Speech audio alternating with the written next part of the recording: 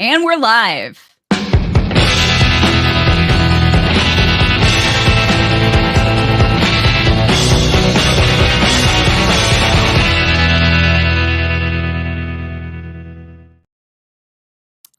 Hey guys, what's up? You are listening to or watching the Antler Queens, the most inclusive Yellowjackets podcast, where we shove peace, love, and Yellowjackets down your goddamn beautiful throats. Today, we are covering Edible Complex, Season 2, Episode 2, and I am here with Justin from Out of the Woods podcast. Justin, why don't you introduce yourself? Hello, everyone. It's very nice to talk to you. Some of you may already be aware of me. I am, as you said, one half of the Yellowjackets podcast, Out of the Woods. I am based in Brisbane, Australia, and I would describe our podcast as sort of like the Harmony Korine movie of Yellowjackets podcasts. It's a bit weird. It's a bit unplanned. It's not for everybody, but certain people really dig it. And I love it. Well, thank you very much. And I've been a huge fan of Callie and her content for a long time, and I am overjoyed to be here. Yeah. Yay. Yeah, no, I always love listening to you guys. You're so entertaining. Thank you so much. And also for those of you that are listening to this who have, listened to Out of the Woods, this is your first time seeing my actual appearance. So, hope that's working out well for you. I've praised you guys many times on social media and tell people to go listen to you. So well, thank you so much. Thank you so much. You're welcome. So today we're covering Edible Complex, which I mentioned earlier. This episode has the distinction of being the first one without writing credits by Ashley Lyle and Bart Nickerson. Yes. It was written by Jonathan Lisco and directed by Ben Seminoff. I don't think he's directed any episodes before. No, he hasn't. Yeah, I didn't think so. The synopsis is breaking off that friendship with the person who keeps ghosting you isn't always easy. I love these. Ty speeds through an unexpected reunion. Nat shacks up with Lottie, and Misty encounters a riddle wrapped in an enigma dressed in cargo shorts. That's so good. Yeah.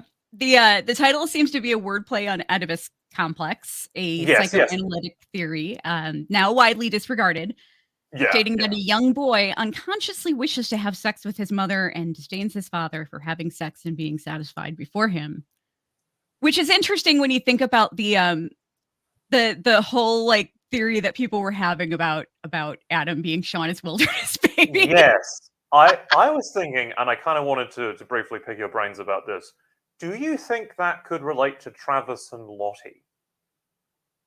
Because we know that Travis, I mean, obviously, as you say, the actual psychological concept is kind of bunk, but like we know that he resents his dad. We don't know much about his relationship with his mother. Is Lottie kind of like a perverse, quasi-sexual mother figure for him? Could that be what the pun is referring to? Or is that a stretch? That's really interesting. Yeah. I mean, like... Yeah, I hadn't thought about that. I mean... It is, to sort of, not to get ahead of myself, but like, it is a very interesting theme of this episode that it's all about the quote-unquote love triangle between Travis and Nat and Lottie and how they represent, like, stability and common sense and reason versus blind hope and faith is a really fascinating theme in the episode. Yeah, it is, for sure. And, the one part of me wants to believe that they just thought it was a really funny title. Yeah, no, it might just be that. They're just like, hey, it sounds like edible. Let's make that the title. Yeah, but no, that's a really fascinating theory. I'm gonna have to sit on that one for a while. I hadn't thought about that. Yeah, there's ways you can overinterpret everything, and I do. There was an interview with Melanie Linsky where she talks about the theory that Adam was the wilderness baby, and she just said, why would his plan be to come back and fuck his mother? I'm like, that's a very good question. You just sort of single-handedly demolished that. Right. Well, I think people were thinking that, he wouldn't know that she was his mother, but yeah, that would be a more thing. I think that, and you also kind of see this in like Lost and A Song of Ice and Fire. People get too into the theories and want to believe that everything in the show is some crazy conspiracy, you know? Yeah, yeah. Um, no, you know what? That reminded me of. Do you watch It's Always Sunny in Philadelphia? Yes, yes, the Pepe Sylvia board. Um, wait, the what? I'm sorry. The Pepe Sylvia board with all the little like string and pins Oh, on it. oh yeah. Sorry. Yeah, I couldn't remember the name. Um, Yeah, yes, I know what you're talking about. I love No, those. the whole like Adam being the wilderness baby reminded me of the episode where, for a brief moment, Dee and Dennis thought that they had accidentally hooked up with each other, Also, and that there's Dee yes, and that Dee was pregnant with his baby. uh, there's also that episode where they mistakenly believe, where Dee and Charlie, I think, mistakenly believe they've eaten human flesh. Yes, Oh, it's so good. great show. But of course, we're not talking about It's Always Sunny, so I'll just shut up about that. But we start with what what actually, before we go into the synopsis, Yes. um should we play the video first? Uh, sure. I imagine everybody's gonna love to see it. Okay. Well, a while back, Justin and I made some videos, which I was planning on doing more with than I did, but then I shut our Patreon down, and I wasn't planning on continuing the podcast for a little while. And so nothing really happened, but I've been putting them up, and some of you may have seen this one already, but this was we did this back in January, and it was a leaked scene from season 2, and it was actually a scene from this episode. It was the scene with last episode. I'm sorry, last episode. It was the scene with Lisa and Natalie. So I am just going to show the video really quick. There's like just, I think, one minor difference in that Lottie is not going by the name Elizabeth. Yeah. But other than that, they pretty much kept it the same. But I will bring that up right now. It's very Who the fuck are you? okay, rude. You're gonna give me a lecture on manners right now? You kidnapped me and strapped me to a fucking bed. We were afraid you might hurt yourself. I wonder where we got that idea. Who's we? I'm not supposed to talk to you. Oh, you're doing great so far. Not that it matters. That thing around your neck tells me most of what I need to know. So how do you know Elizabeth? Oh, it's Elizabeth now. Oh, please. Not much I can do to you like this. I'm not afraid of you. But you haven't done this before, have you? How am I supposed to eat that like this? You're gonna have to undo one of them at least. You're not a lefty, are you? No. I'll make a decent kidnapper out of you yet. Bon appetit. Oh, looks like somebody was hungry. It's been a while since my last meal. I guess you're going to want to strap me back in, huh? You could leave me like this, you know. It's not like I can go someplace with one hand strapped to a bed. Let's not make this harder than it has to be. Trying to decide if you should call somebody to help you? Probably should, right? I think we can handle this ourselves. I love several things about that. One, that if you just view it without any context at the beginning, it just looks like I'm being extremely rude. Yes. And I love your frightened Lisa being attacked acting and my sort of belated Nat stabbing you with a fork acting. Yeah. Truly That's fantastic performances all around. yes, I agree. That was a lot of fun. Yeah, that was awesome. And yeah, hopefully I'll be putting more of those up in the coming weeks. Well, I do plan to put more of them up in the coming weeks. Yes. But I So, you need to, if you're not following the Antler Queens on social media, make sure you do, because, you might get access to spoilers like this. We did this back in January, so we already, and we already know about an awesome scene that's coming up in the next episode, Oh, too. do we ever? Do we ever? Shauna's got some great dialogue. But, well, yeah, let's get into it. Yes. So it starts with a voiceover from Teen Lottie. And Shauna, it opens with Shauna talking to dead-ass Jackie while contemplating the quickly diminishing bear meat. Mm. And she decides she's going to braid Jackie's hair. To cover up her fucked up ear hole. Yeah. Ugh. Yeah. Yeah. If Matthew or if your co-host Matthew or one of your other friends or loved ones if their corpse was sitting in a meat shed and you were just hanging out with it, would you try to style them up a little bit? I mean, I am not as experienced in such things as Shauna is, and according to the evidence, she apparently didn't do too great a job. So, yeah. I mean, I've actually been watching the show The Last of Us with my partner, and we've been talking about what we do in survival situations, and they were just like, yeah, in a situation like that, my plan is just to die. I don't want to survive, and you can totally eat me. And I'm like, let's table that discussion. So you would take the Jackie route.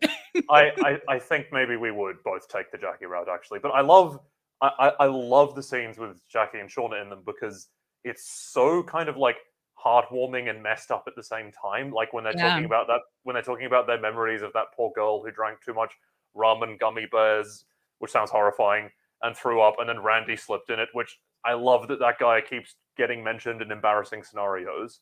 Like, the chemistry between the actresses is so fantastic, and you almost want to get lost in the moment and be like, oh, this is so cute and nice, but like, no, it isn't. It's a fucked up psychosexual dream she's come up with to cope with the fact that she died horribly. And also, there's a reason, I think, that all of the Jackie-Shauna conversations end with conflict between them, is that it's Shauna's mind trying to make it easier to do what has to be done, Yeah. If it isn't like it's Oh no, go ahead. Yeah, I was gonna say, like, go ahead. It's almost as like the thing. I mean, I don't know if you want to wait till we get to that point, but where Jackie later is like, "Oh, Jeff only wanted to sleep with you because I made you into someone else." Well, actually, I should phrase it as a question. Do you think the real Jackie thought that or would ever say that? I don't think so. I don't think so either. I find it really fascinating. I find it really fascinating that in these scenes, Ella Purnell isn't playing Jackie. She's playing the person Shauna thought Jackie was. Yeah. I think Jackie really had a lot of love for Shauna. I do. I think she, maybe it would take her some time, but eventually she would want her to forgive herself. Yeah. I mean, I guess I shouldn't say I don't necessarily think that she wouldn't think that about Shauna, because she did try to kind of influence her a lot. Yeah, and try to make her hook up with Randy. Yeah, and she wanted her to change her clothes and and look a certain way, but I don't think that she thought of Shauna as unable to get somebody on her own or No, absolutely. Yeah, I think she just enjoyed kind of exerting her influence over Shauna, but I don't think she necessarily thought that Shauna needed it. To stand on her own. But I have one burning question about this scene. Why does it seem that every story involving Randy involves vomit? He's a guy with a lot of bodily fluids and not that many places to put them. I guess so. Like, he's either puking or he's like puking, slipping in someone's puke. Or being outsmarted by an escalator. Yeah. Or, contemplating who invented the Pope. Which, okay, as I say the first episode of my podcast, That's a stupidly phrased question, but it's not actually a stupid question. It's Right. it's a perfectly reasonable question. I believe the answer is Saint Augustine, but don't quote me on that. It's been a long time. Yeah, I try to forget everything related to Catholicism. It's probably good for my PTSD. Yeah, I feel that. But yeah, I mean, Alyssa Bender threw up during Pump Up the Jam. She got her booty on the floor that night, and it did not make Randy stay. The fact that it's pump ups is such a great little period accurate detail. I love that so much. Right? There's I always I love think that they remembered what song was playing. I mean, I feel like you would if that had happened, you know. Yeah, I guess so. Yeah. I mean, I actually do have some memories from high school dances where I remember Mm. certain songs being played and what was happening. So I Did guess anybody throw up? I don't remember anybody puking at a high school dance. Good. I mean, I don't have any.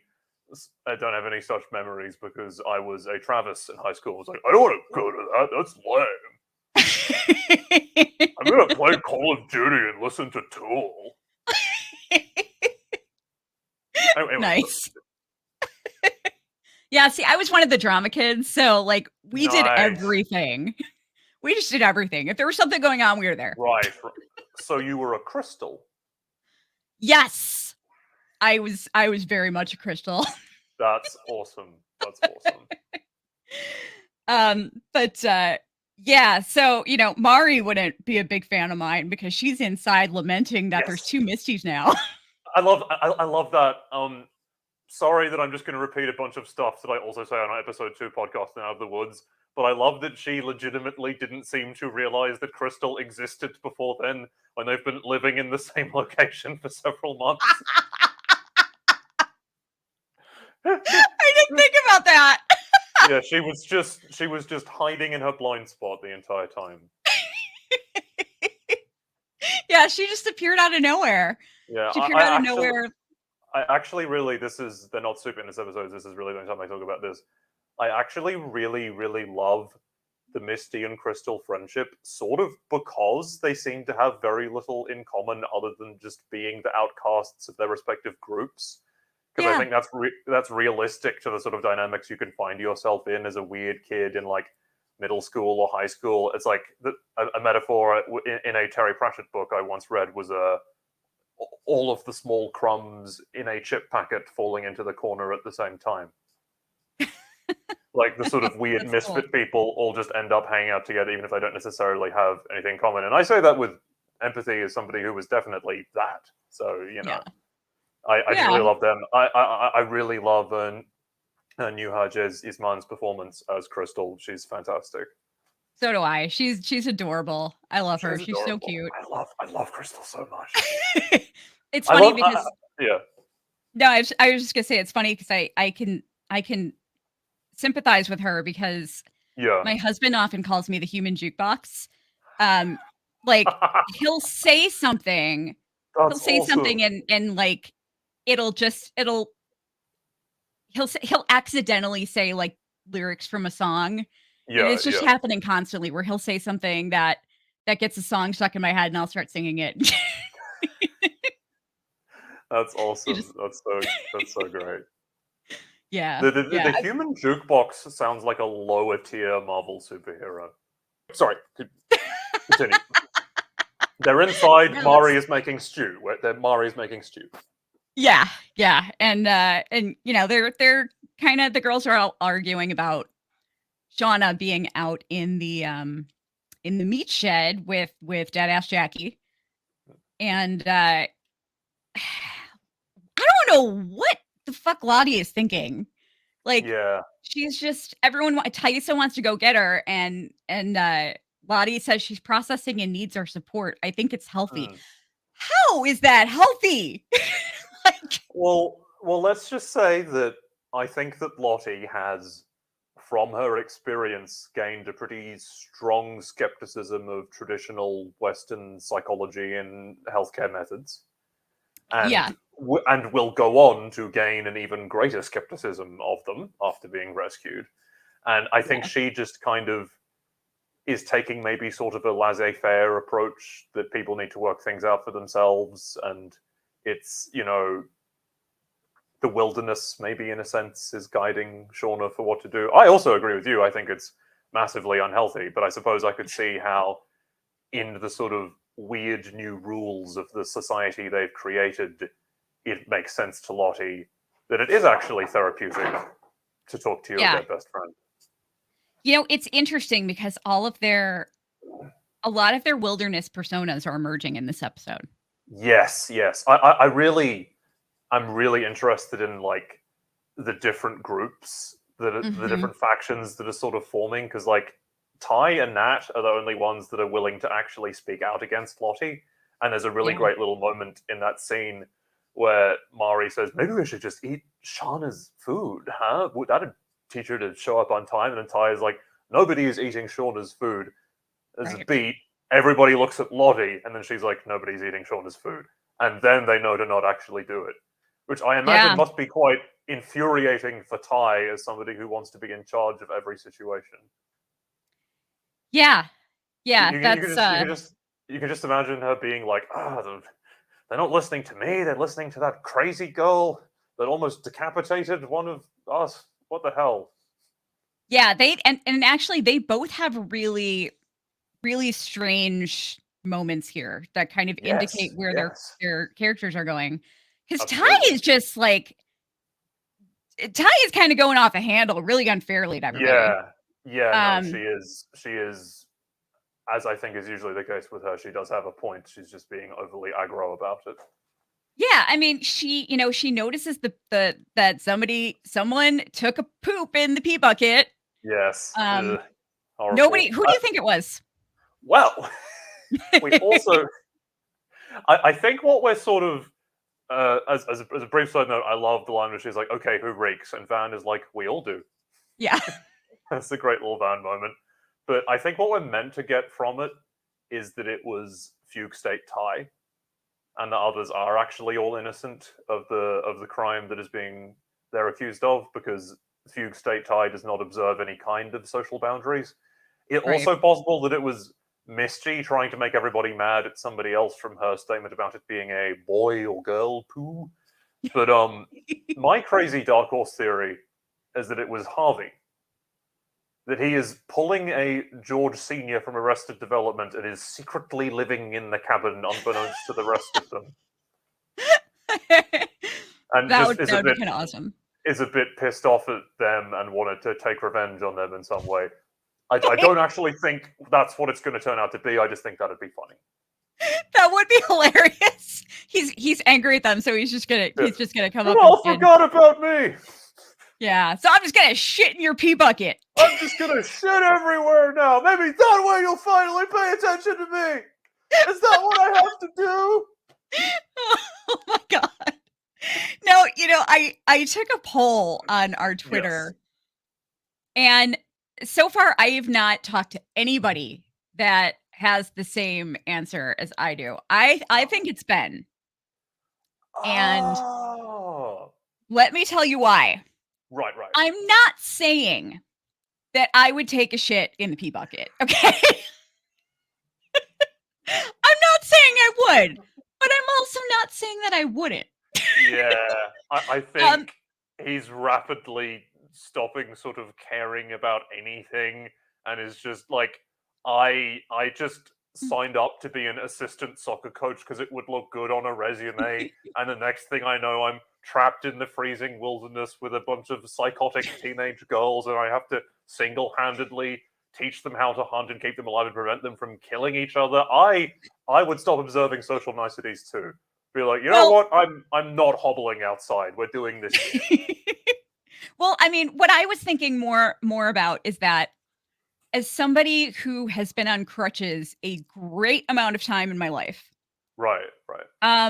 Getting around on crutches is one thing. Getting around on crutches in the winter is a whole different thing. With the snow and the ice and the god. And if you notice, he doesn't leave the porch very often. No. He doesn't. I mean, it's there's ice, it's slippery. I mean, it's not really safe for him to go out there. So if he took if he shit in the pee bucket, I would feel I would sympathize with him. I sympathize with him too, and I also like that possibility. I think Yeah. I mean, I hope I'm wrong about this, but I don't think he's that long for this world, so I hope he at least gets some acts of minor petty revenge in before then. Yeah. So do I. But I don't think it was Ty because she well, she got out of the ropes the I think it was like that night. But I guess she could have gotten them I don't know that she could have gotten out of them before and then like put That's a them good back point, on. actually. I mean, because there's also, by the way, as a side note, I love how seriously we're discussing this as like a deep, intense theory, as if it's like, who sent the postcards or something? It's like, who did the shit? Yes. But no, like, I love the little detail about the lantern being missing. I have to imagine that's relevant as well. I think so too. And I think that Ty is being, I mean, basically, like I love Natalie's line here. She says, if it's yellow, it can mellow. If it's brown, then fucking do it outside. Legend.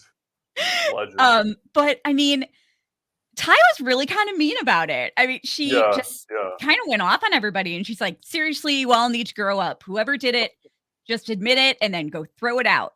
You're for fuck's sake, I'll do it. Show. Yeah, you're all a literal shit show. I mean, why is she yelling at everybody? I mean, someone did it. They're not all gonna, it's fess exactly up if like, they didn't do it. I don't know if you've seen that viral video of the two Scottish girls about to record a song, and then their mum was always like, "Can somebody not flush the toilet when they've had their shit?" And then like, it wasn't me. And she's like, "Well, it was fucking one of yous." Oh man! Deepest apologies to the great nation of Scotland for that horrible accent job I just did. Love you guys, but yeah, no. This is extremely weird metaphor. You ever see the Captain Underpants movie? No, I haven't. Well, there's a character in that called Melvin who is constantly going like, "You guys are so immature," and like that kind of reminds me of Ty. It was like, I'm so much smarter and cooler than all of these people. Yeah, nice. Well, it's my theory is that she's kind of lashing out because she's losing control of herself. Exactly, and that's the central irony of her character. The character that is maybe the most obsessed with being in control is the one that is least in control.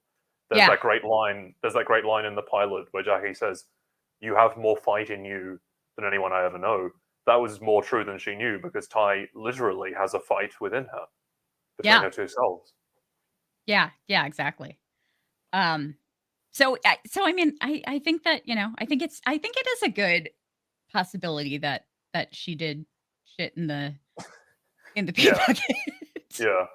But yeah, back in the meat shack, Shauna is doing Jackie's makeup, and so here's my question: why did she have the caboodle out there in the first place? If she just started struggling with the idea of, should I do her makeup? I mean, there's a couple of ways you could take that. Maybe that she was subconsciously already wanted to do that, but didn't like fully realize it and just took it there with her without knowing it. Or you could maybe say that like it was Lottie's. I mean, look, was it Lottie's caboodle that she was keeping her medication in originally? It was either Lottie's or Jackie's because they both had caboodles with them. Yeah, well, if it was Lottie's, maybe Lottie discreetly put it in there as some quixotic idea of helping with the grief process. Oh God! Oh God! That brings up so much. Or maybe Fugue State Ty did it just to sort of stir the pot and see what would happen. Maybe. But yeah, so she, she gets into. We kind of talked about this conversation already. She says that Jeff only had sex with her because she made her into somebody else. Something else, yeah. But I think the next thing that she says kind of crushed a lot of people because I think a lot of us were thinking she says, and you only had sex with him so you can imagine being me. And I think a whole lot of us were expecting her to say, so you could imagine having sex with me. Yeah. I mean, that's super interesting because, like, you could still have that interpretation, but just that Shauna is so ashamed of that she doesn't want the fake version of Jackie in her head to say it. She can't get to grips with that. That's like the next layer of the repression. Or you could just say that their relationship is actually platonic, whatever, you know. Which I refuse to believe. No, yeah, I mean,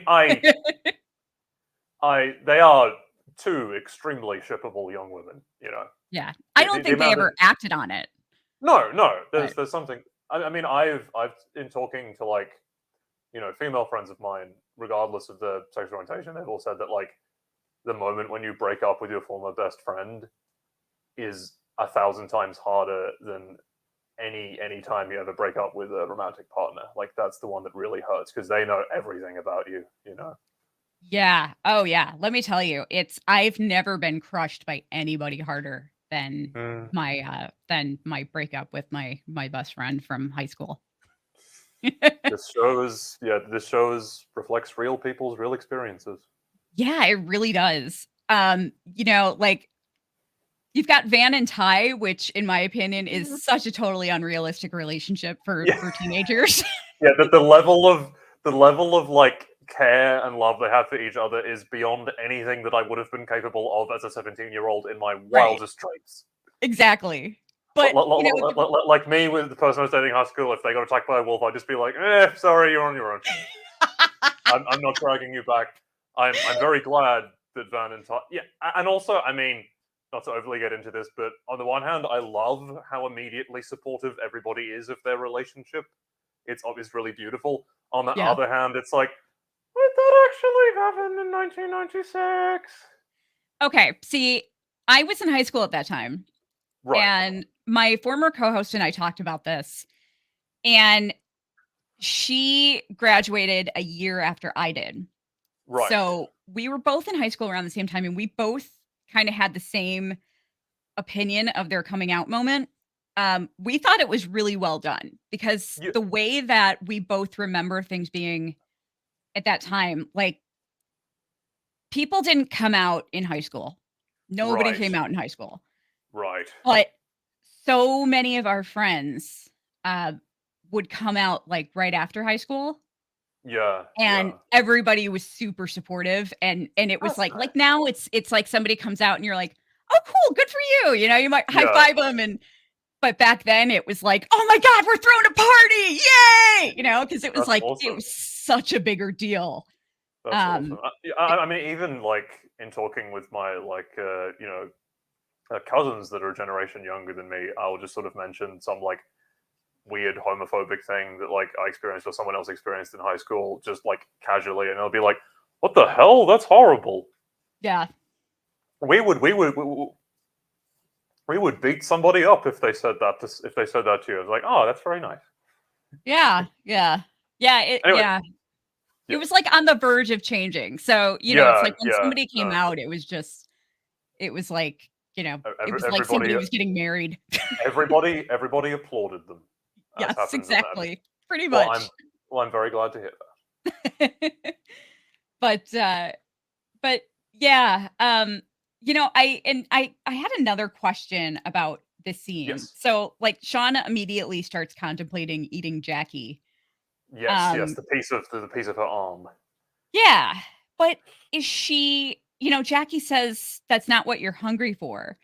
Yeah. So is Shauna thinking about this because she's hungry, or is she thinking about this because she wants to shut Ghost Jackie up? Well, see, that's the thing. And it gets into, I think, the very interesting way in which the writers choose to start the cannibalism in earnest, which is that Yeah.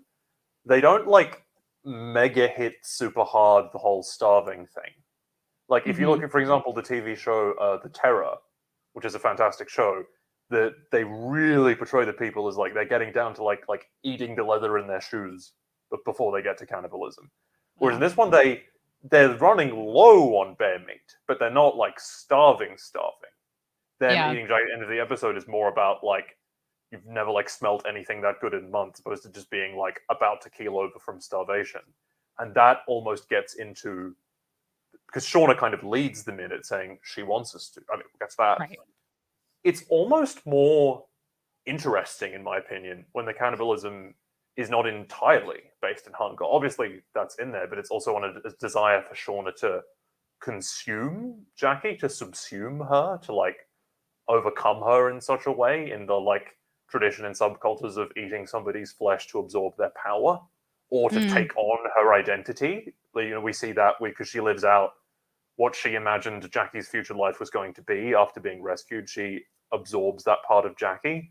Or even if you want to get really sort of like, you know, first year of university English essay about it, you could be like, oh, she never felt that Jackie listened to her, so now she's eating her ear, so she will have to listen to her forever. Or a romantic thing of, there's so many ways you could interpret it. It's so interesting and thematically rich. It's a lot more interesting than if it was just purely based in starvation, in my opinion. Yeah, you know, you could also think about it from the perspective of Shauna feels responsible for her death. Yes, So, yes. This is a messed up way of atoning, almost. Yeah, like she can't let herself die because she'll feel like Jackie's death was in vain. Right. Ah, that's super interesting. That's really interesting. Yeah, it's God. Their relationship is so complex, and It's so interesting. I hope we're going to see more of Jackie. I really really do.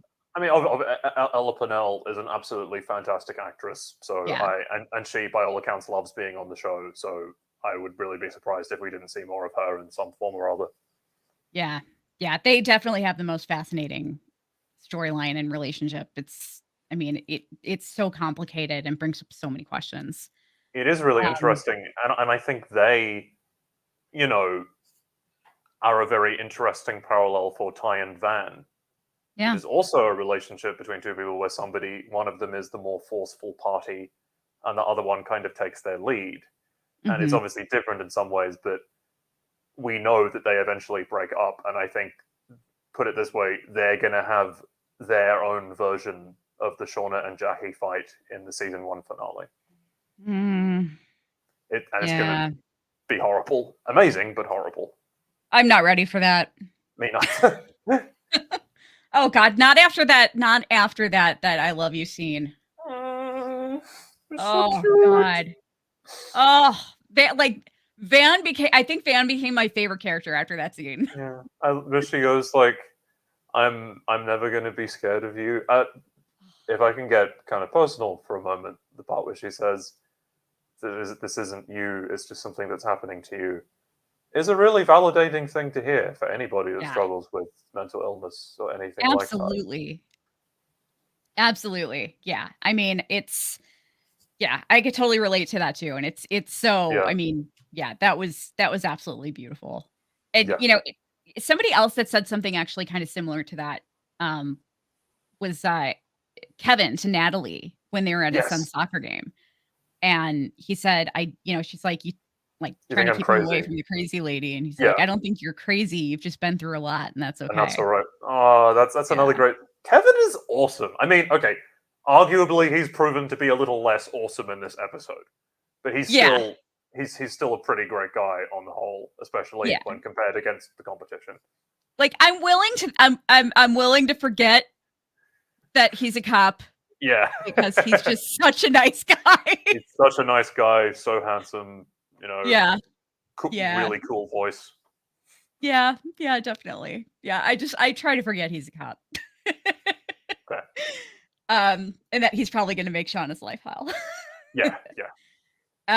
But so Ty goes and empties the pee bucket after calling everybody a literal shit show. Jackie and Shauna in the meat locker, and this show, I swear to God, has the longest cold opens, doesn't it? Yeah. I really do.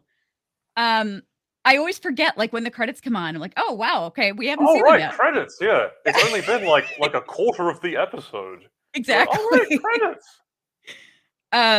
So this is a scene that the next scene is one that got on a lot of people's nerves. Callie and Kyle. Yes. So what were your thoughts about this scene?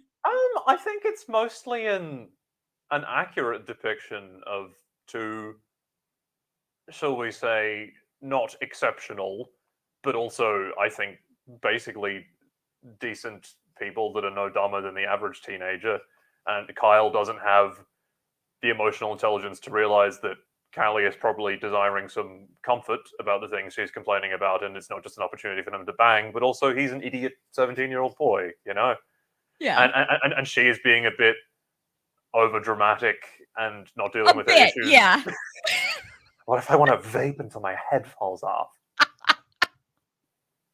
Yeah, but like, let's remember that like she has to deal with not only her parents' deeply emotionally unfulfilling marriage the entire time she was growing up, and her parents' infidelity with each other, which is always a hard thing, but the heavy suspicion that her mom murdered a guy. Like, Yes. I wouldn't be doing great either in her shoes. No. It reminds me of, okay, I'm sorry to reference Harry Potter in 2023, but it reminds me of, like, in the Harry Potter book where he's really sad and angsty, all of the fans are like, well, some of the fans are like, this is really annoying and obnoxious to read. And other fans are like, yes, but it's an entirely realistic depiction of how a 15-year-old who has been through what he is would react. It's like, yeah, I get that. It's still really annoying.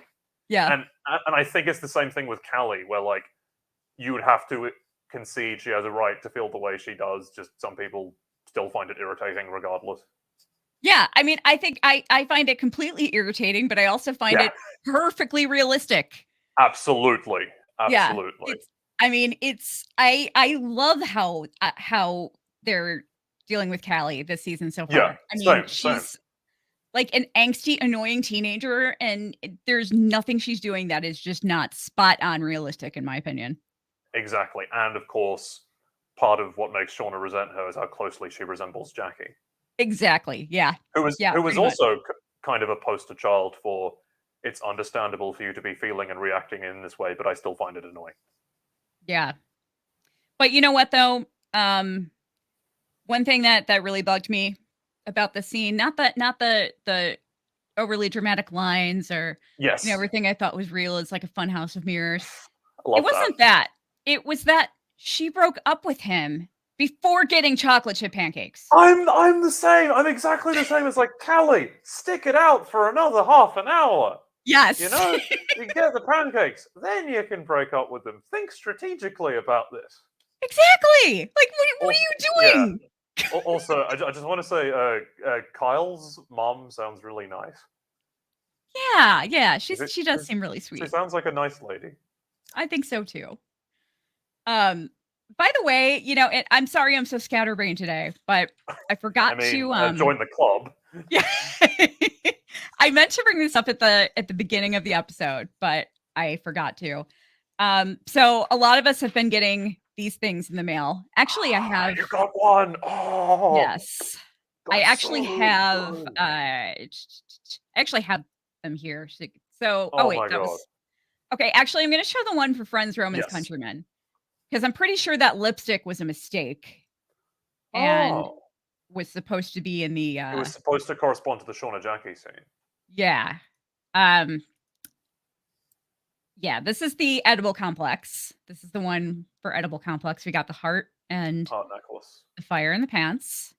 And I'll show the next one at the end of the episode. Awesome. But so we know what all of those relate to. But yeah, it's kind of cool that they're doing that. I like it. That you have the physical copies of those is so cool. I'm so jealous.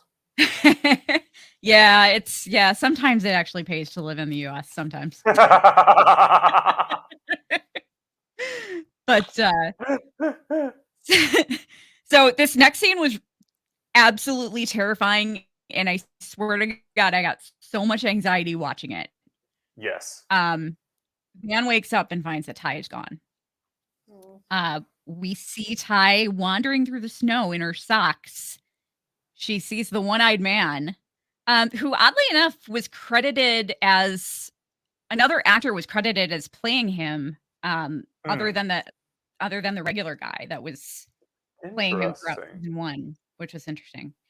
But yeah, she basically follows him off a cliff, but Van tackles her and stops her just in time. Yeah. I have a lot Did of you just get questions like about an this immense scene. sense of Yeah. yeah? No, Did you and just that get a horrible sense of anxiety watching this? exactly when you see the cliff and the sheer height it is, it's like, oh. But yeah, my questions about this scene, which at such a terrifying moment for Van to wake up alone and your girlfriend isn't there, and you just have to run out into element, and it would be freezing cold, by the way. Yeah. Do you think that Ty's alternate personality?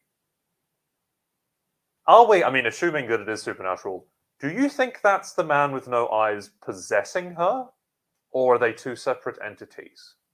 Interesting. Wow.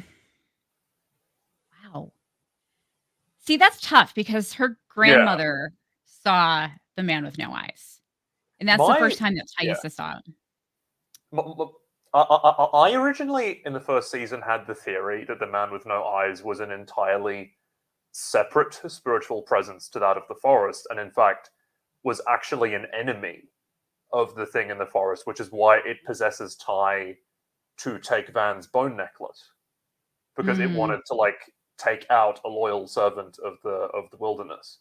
But I'm not so sure about Okay. that now, because the man with no eyes specifically leads her to the tree with the symbol on it. Yeah. I noticed that that was very strange. I just have a whole lot of questions, not a lot of answers here, to be clear. And why did he try to lead her off a cliff? Yeah, I know. Does he want her to die? Because then you can't use her to manipulate her to gain power anymore. Yeah. It's So many really questions. strange. Yeah. Yeah, very strange. I mean, obviously, the flip side of that is just there is nothing supernatural going on. He's just a persistent night terror or hallucination of hers, and she just was walking in that direction because she's suffering from mental health issues.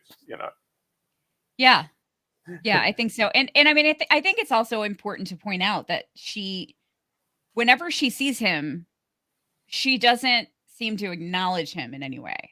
No. So it's definitely not her normal self seeing him. She only sees him when she's slipping into this state. Do you think at any point, because Ty definitely hasn't told Simone about the man with no eyes, or Zubaz hasn't told. Do you think at any point she tells Van about the man with no eyes? I don't know, because to be honest with you, I don't even know if Taissa knows about the man with no eyes. Right. Okay. Yeah. I mean, yeah, I feel like she has a doesn't. vague sort of fear in her brain, but doesn't know what it corresponds to.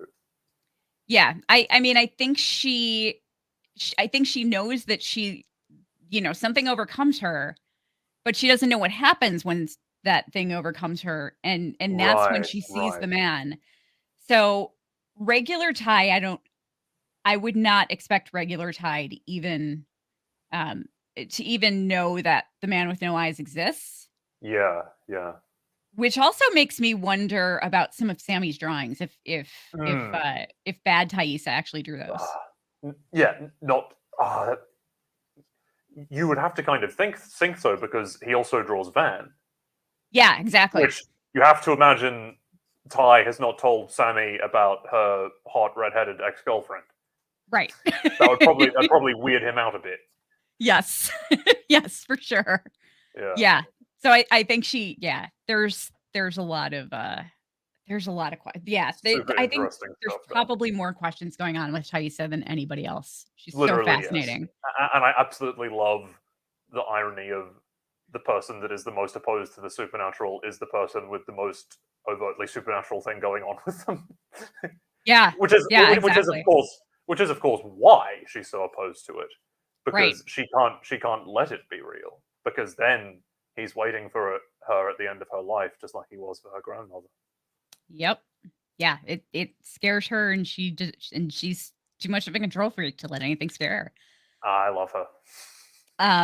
But yeah, so Van and Ty have a scene that starts out really sweet and then just gets a little tense. Van's trying to talk it out with her and suggest that maybe she should talk to Lottie, but Ty is just not having it. Doesn't like that idea. Yeah. And then Van just kind of holds on to her really tight and says, if you move a muscle, I'll know. Oh, that was cute. So, yeah, I Did know. you in that conversation, in that dialogue exchange, where Ty says, "I'm not talking to Lottie, and neither are you"? Did you interpret that as like controlling? I didn't know how to interpret that because No, I was the same. yeah, I didn't know because it didn't really seem overly it didn't seem overly pushy. It didn't seem necessarily like she was ordering her not to talk to her. Yeah, I think what she means is that I'm not talking to Lottie, and I also don't want you to talk to her on my behalf. Yeah, that makes more sense. Yeah, That makes because a lot more sense. obviously, we see that pivotal scene at the end of season one. Van is straight up like, "Yeah, this is what I believe. You know, if that's a problem for you, then just break up with me." And she, of course, says no. So, like, that's the condition that she like stays out of her being blessed by Lottie and worshipping Lottie is a condition of their relationship. So I don't think she's saying don't ever talk to Lottie again. I think she just means don't talk to her about my sleepwalking issue, which is something she has the right to do, even if she was maybe a bit overly harsh in the way she said it. Yeah. Yeah. But yeah, I don't think it but what you said makes perfect sense. I don't think she was trying to be controlling, just Yeah. she was a little bit nervous about the situation and didn't want Lottie involved. Understandably so. But so the next scene actually involves my favorite song from the episode. I have been hoping all along that we would hear some Massive Attack. Love Massive Attack. That's so good. Yeah. I saw them live in concert several years ago. Dude, They were that's fantastic. awesome. Oh. Yeah.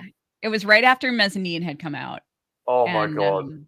It was they were fantastic. They're amazing. I love how I love how Ty's brain works. It's just like, right?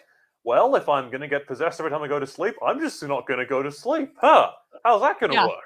Are you triggered, man with no eyes? Yeah. I seem to have bamboozled and outsmarted you, huh? Right.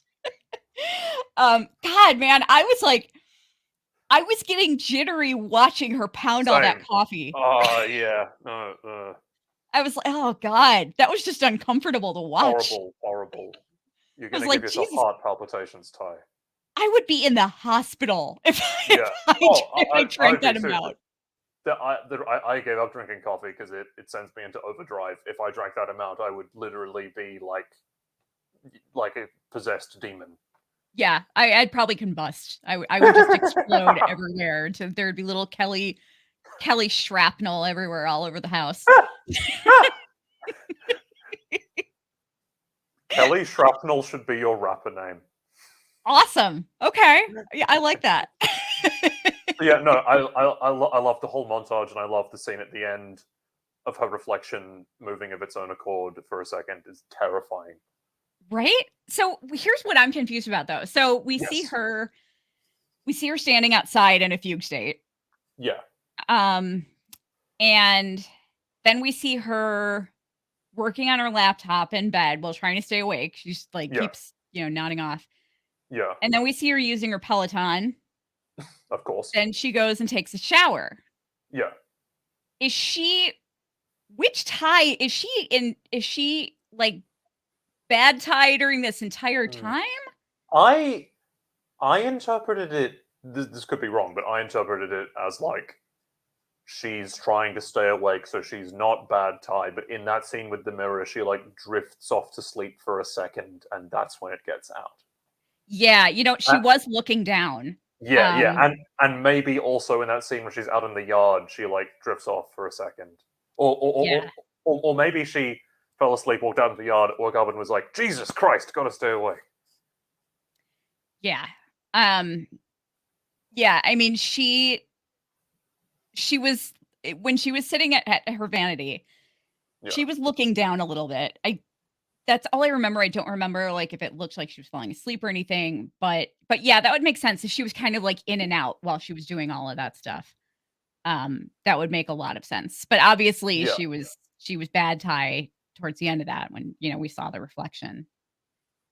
Yeah, But yeah, that was scary.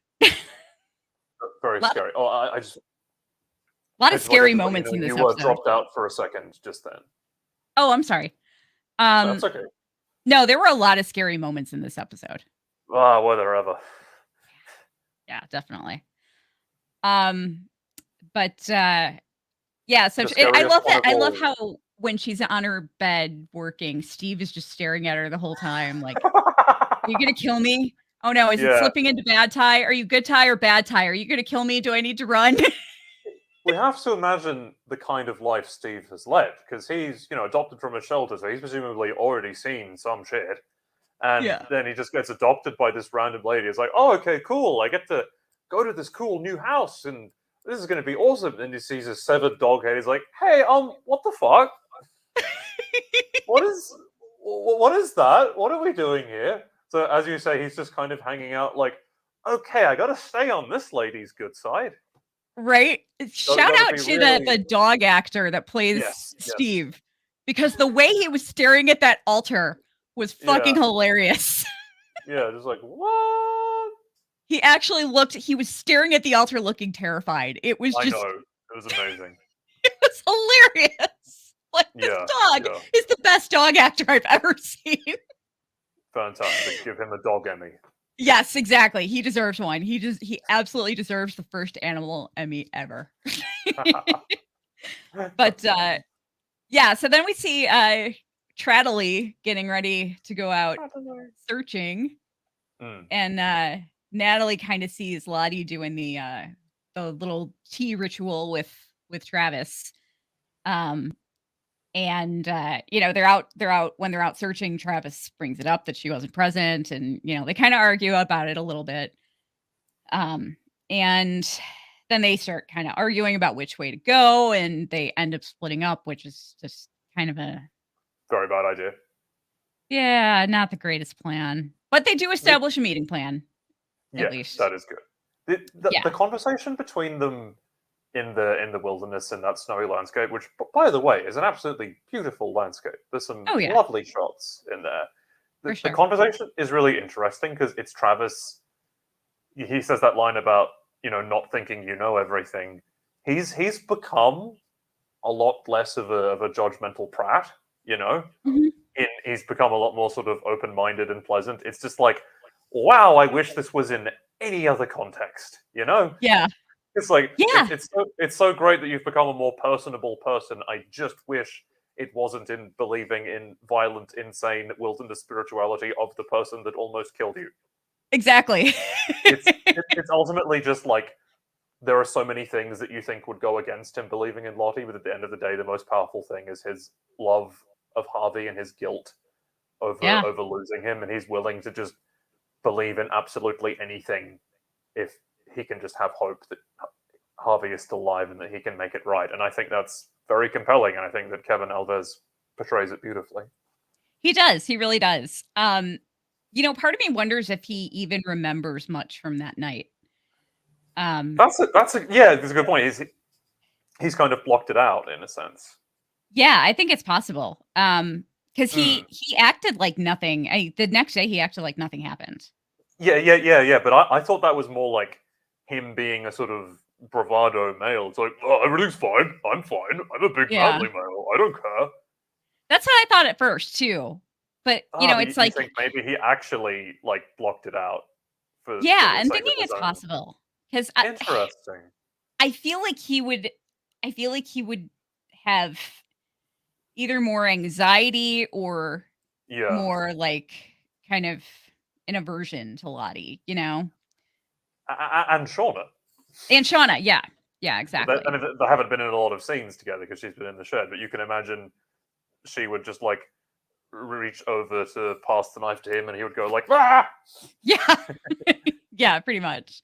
But he was such a dick last season, and I'm finding myself liking him now. I'm liking him too, and I feel very sorry for him, and I hope that. I mean, I should just phrase it as a question: do you think Harvey is alive? Absolutely. Same. 100%. Yeah. It's basic TV logic.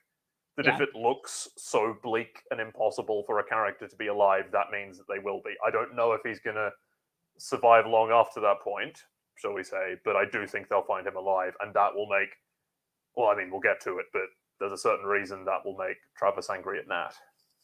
I will tell you that my Twitter, on Twitter you can post, like, in your bio, you can post your location. Yes. So for the past year, my Twitter location has read underground with Hobby. Because that's where I think he is. Yes, in the underground area that Lottie saw in episode 6. Exactly. Yeah. Which we also see in the first episode of this season, so they clearly want us to be thinking about that. And we can get to the preview for episode 3 at the end, but there's another big thing in there too. And that also came on the sheet of paper that we got this week too. So I'm kind of excited. But yeah, we'll talk about that at the end. But yeah, I definitely think he's alive, and I'm really cringing. Well, we're not at that part yet, but we can get to later. But I'm kind of really cringing over Natalie's decision. Same. But yeah, the next scene's great. Lottie's compound, or Charlotte, so whatever we're calling. I'm still calling her Lottie. Yeah. But this was great. Natalie was like, "Was I being treated when your purple fucks came and jumped me?" And she gets so serious, and she's like, "It's heliotrope. It's not purple." It just makes me think of that meme of the guy being like, "Oh my god, he's so pretentious. It's fucking red. It's like blood orange." So tell me about your thoughts on this scene. I mean, they're very much sort of riding the line with adult Lottie. Because they want you to have the ambiguity of, is she actually changed and reformed and totally well-intentioned now? Or is it just a facade like somebody like Teal Swan or the guy from Rajneeshpuram, where they're just using this for their own self-aggrandizement and agenda? And there's things she does in this episode that could serve as evidence for both camps. And I think that little scene with her throwing away the smoothie just shows. I mean, this is maybe kind of like an overly negative way to view it, but I kind of interpreted it as like, despite the fact that she and the cult are all about the wilderness and their time in the wilderness and connecting with nature and the spirits, the fact that she immediately throws it away shows that she is, in a real material sense, so far removed from the actual scarcity and the state they were in the wilderness. Yeah, exactly. That's a good point. She's only like romanticizing the good parts of the wilderness, I guess you could say. Yeah, that's a very good point. Yeah, she just, oh man, she triggers me. Right. She gets under my skin, man. Like, Simone's playing her great. Simone Kessel's fantastic. Yeah, and but man, I'm so triggered by characters like this. Yeah. Oh my god, there are so many great lines in this scene, though. Like, first of all, Lisa seems completely terrified of Charlotte. Yeah. But yeah, she before Lisa comes up, she's telling Natalie that she sent her people to check in on her because she was worried about her, and they got there just in the nick of time because she had a gun in her mouth. And then she looks at her, she just gives her this very patronizing look, and she's like, "You're welcome, by the way." I just sort of want to like ask you, do you think Lottie is still, I mean, I was going to say still evil, but I don't know that I would have described her at any point as being evil, but do you think she is still sort of has sinister intentions for the others and is going to be the main antagonist of the current timeline? Because I've seen a lot of different thoughts about this. I think that we are going to find out. I think right now she comes off as somebody who is not evil or ill-intentioned, but is trying to basically deal with her past in sort of a misguided way. Yeah. and trying to help and genuinely thinking that she's helping others. Yeah. But I think that's how she's coming off. But I think we're gonna find out some really sinister stuff about her. I basically agree with you. I think that I do think she is ultimately going to be the antagonist of the modern storyline. Not necessarily like the villain or like an evil mustache twirling villain. I think that she's gonna very much believe that what she's doing is right and for the good of everyone. And obviously, our other protagonists are not necessarily great upstanding people. But Yeah. I do think there is going to be conflict between them because most stories, anyway, do need an antagonist. Mhm. And I just don't see who it can be if not her. Like, a couple of people have brought up the possibility that maybe Van in the modern times is the ultimate antagonist, but that to me just sort of seems like later season of Game of Thrones level rug pulling for the sake of it. You know what I mean? Where like you took all the time to set up something and it's like, no, actually it's this other thing. Aren't you surprised? It's like, yeah, I am, because that doesn't make any sense. Yeah. And I don't think I don't think that we're ever gonna I don't think that there are ever going to be bad intentions or Yes, evil no, intentions absolutely. revealed revealed from Ty. Yeah. Like I've talked about Ty being possibly responsible for a lot of stuff, but I don't think Yeah. that good Ty. I think that good Ty is a very good person. I don't think that Yeah. I don't think they're gonna No. go there with her. I But with very much agree Lottie, with though, I don't know.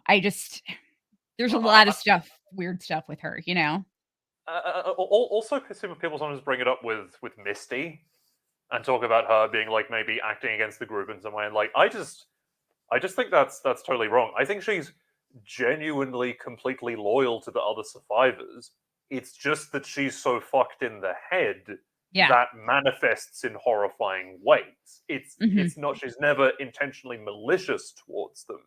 She just doesn't understand that spying on your friend having sex with her boyfriend without her knowing is a fucked up thing to do.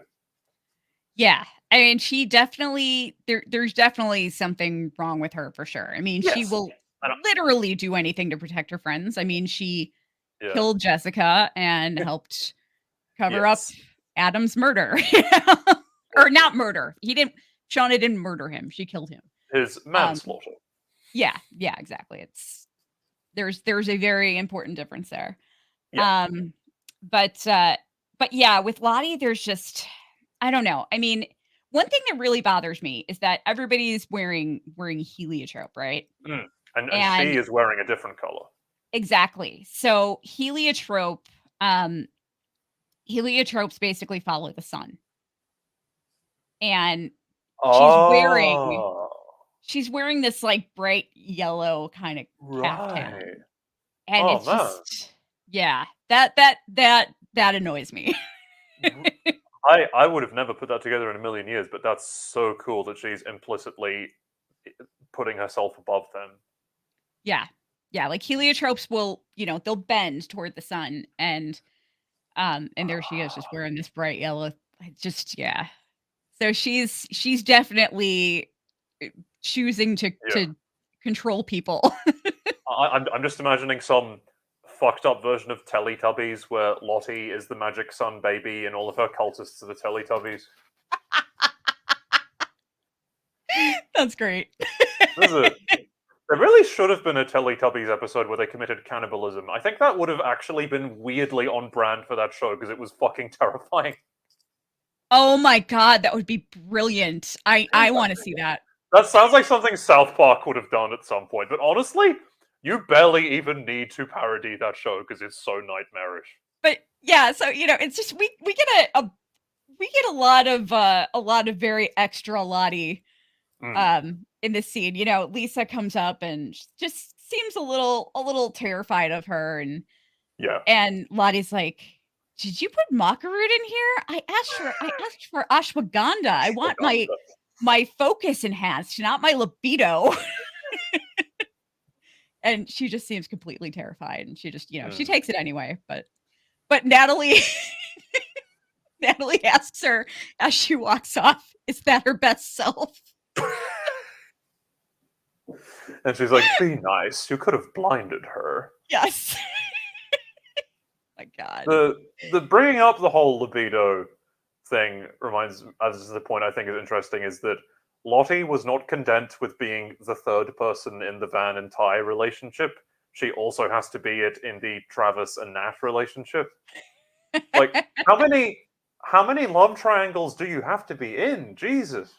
Yeah, Are right? you gonna try and get with Jeff to complete the trifecta? Oh, man. Oh, God. That would be awful. 'Cause Jeff is just, he's just not, Yeah. he doesn't No, seem all that yeah. bright. No, he's And awesome. yeah. Oh, I love Jeff. Love But Jeff. yeah, I could see Lottie just manipulating the fuck out of Jeff. That'd be funny. Or Yeah. or Randy even. Yeah. We're going to talk a little bit more about Randy too in a bit. Yes. But because I have some thoughts on him. Yeah. But yeah, so we go back to Callie again, and she's staring at the little piece of Adam's driver's license. And Shauna walks in, and there were a couple of things that I noticed in this scene. She has a white wicker mirror, and Jackie's room had a lot of white wicker. Right. So I thought that was interesting, and I need to go back and take another look, but I think her room might have actually been kind of designed the same way too. Interesting. Yeah. Like they both had I think they both had a vanity on the same side of the room and in relation to the bed the same way. But yeah, it's interesting because like I don't think white wicker is all that. Trendy. Back in the 90s, it was a little more popular. I mean, this is something I've kind of talked about in the podcast. Is like a lot of the things in Callie's room seem kind of uncool. I mean, I'm obviously not an expert, but like she has that poster like "Keep calm and marry Harry." Like that doesn't seem like something that the type of teenage girl that Callie is would have.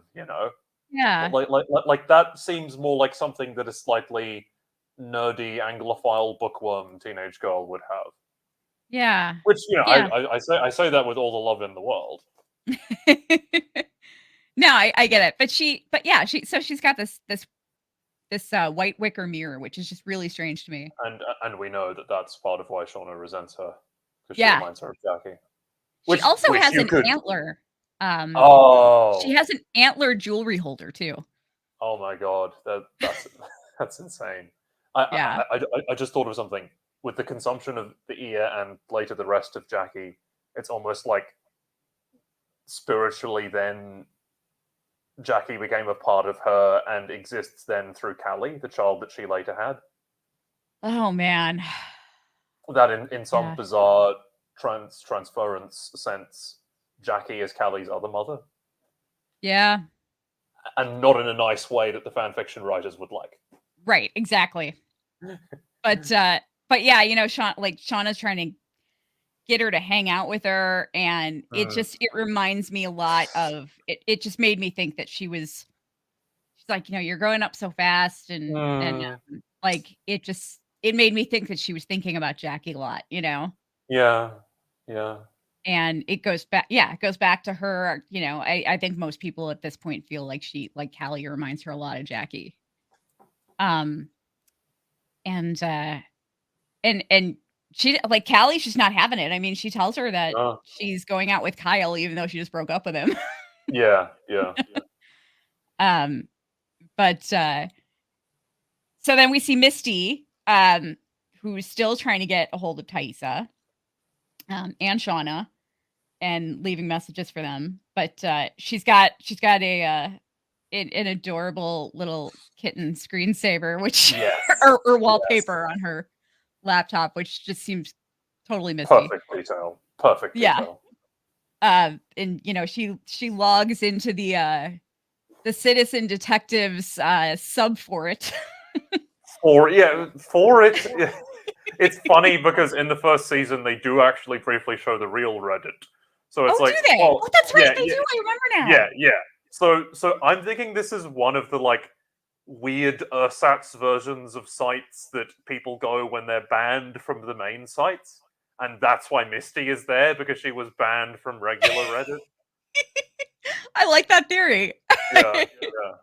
I mean, But, it's probably actually that they just couldn't get the rights to it, but like in my head, it's that. Yeah. Yeah, and then she sees a message from. She's asking about her missing friend, and there's a message from Walter. I might have an idea, but only if you stop shitting all over my Adam Martin theories. And I love this part. Yeah, I yeah. related so hard to her in this moment. She was like, I might have an idea too. Stop wasting our time with goose chases. And then she's like, shit. And then she goes back and writes wild goose chases. I related so hard to her in that moment. It's the equivalent of when you have an argument with somebody and then you're in the shower and you think, God, that would have been a great thing to say. I wish I'd thought of that at the time. Yeah. Like I'm one of those people who just overanalyzes every word I say. Same. So I'm like, if I think something is even worded slightly weird, I'll be like, damn it, I wish I could change that. Yeah.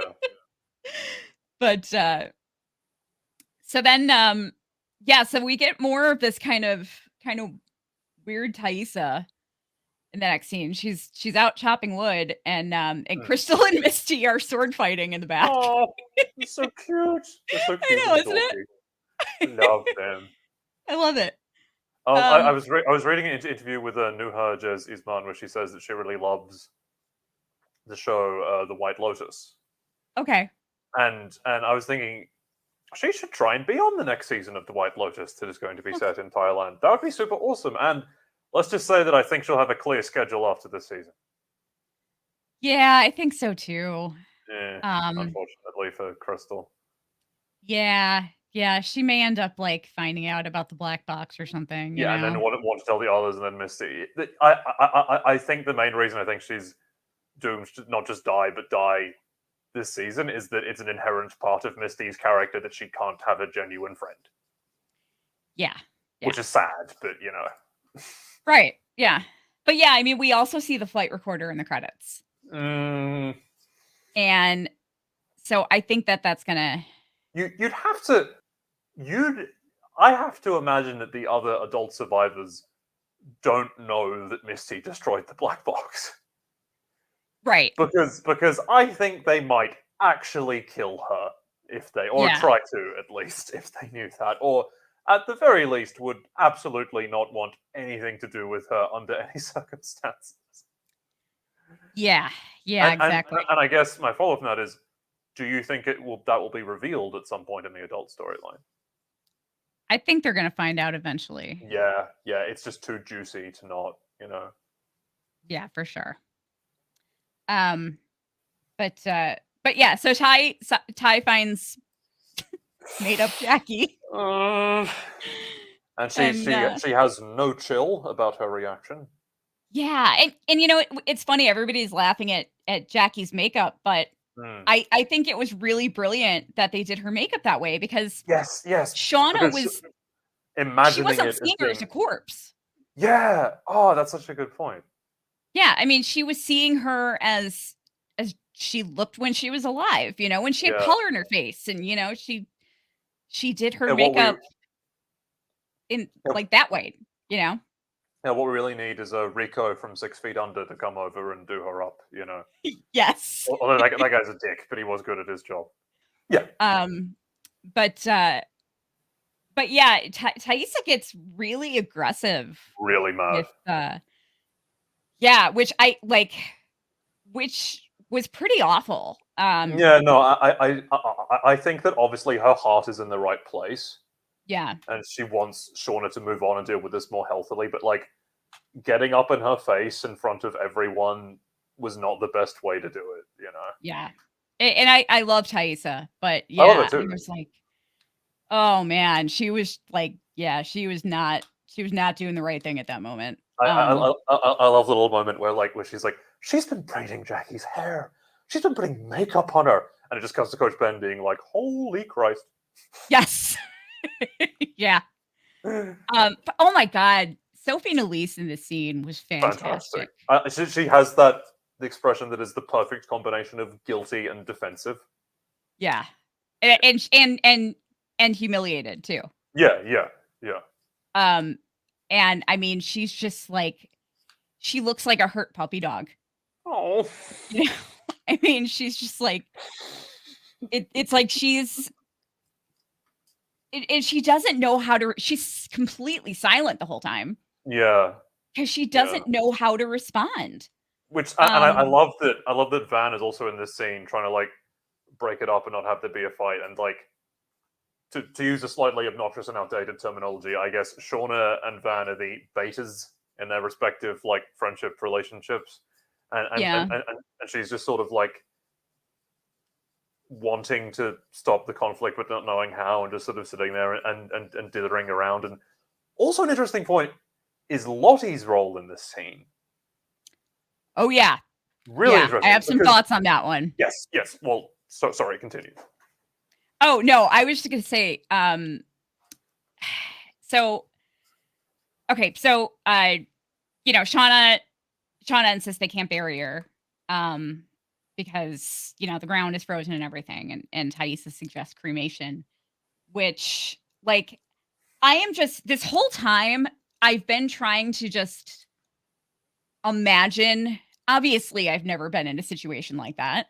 But I've been trying to imagine the whole time, like, what it must be like to be in Shauna's situation. I'm trying to think of like people that I really loved that have died, and how hard it is to say goodbye.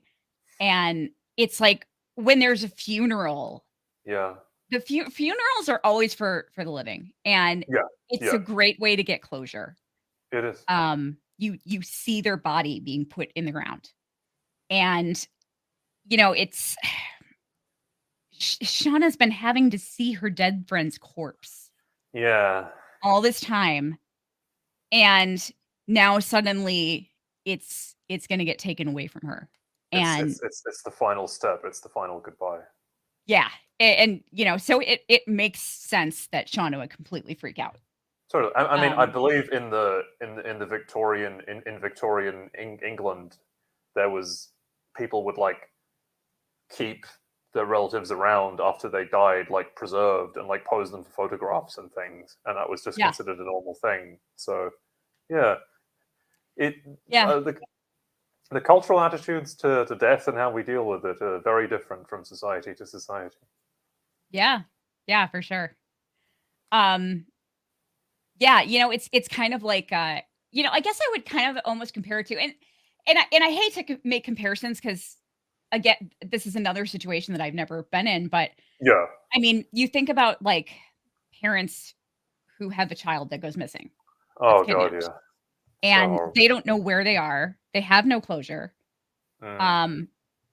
It's someone in the family might suggest it, years have gone by, and someone might suggest doing something with the room, with their bedroom. Yeah. And that thought is horrifying to them because they don't, even if they believe there's no possible way that their child could be alive. Yeah. They're still holding on. Yeah. And they don't want to, they want to feel like they have a connection, I absolutely get what you mean, and I absolutely get why, even though people know in their heart of hearts that they're probably not coming back, that they're still reluctant to change anything about where they used to live. I totally get that. And even as messed up and disturbing as it is for Shauna to like want her friend's corpse around, it's understandable. She's being forced to let go, and that's not comfortable. No, I mean that's very much Tai's whole thing is that she's not what you'd call the sensitive type. Like I just think back to that moment in the first season where Lottie is standing outside the cabin. She's like, I have a bad feeling about this place, and she's like, initially is sort of nice and is like, yeah, but I'm not going to let you sleep out there. We just saw a bear out there. And then she doesn't immediately go and she's like, are you fucking kidding me? You get inside. I don't believe in that shit, and you're not going to either. It's like, okay, the slightest token attempt at politeness didn't work, so let me just, aggressively bollock her inside. Which did work, and does work a lot of times, but also I also think about that time where they were on their ill-fated expedition and the others wanted to turn back, and she was just like, we have to keep going. You can turn back if you want, but I'm going. And it works as a speech to keep them in line, but you clearly see that Van later on that night is kind of pissed off at her. So that style of leadership, it has its benefits, but it also kind of leaves a trail of emotional damage in its wake. Yeah, for sure. And sometimes sometimes it's more called for than others. I mean, I think absolutely. Yeah, I mean, I think in the moment with Lottie, I don't necessarily think she was being out of line. No.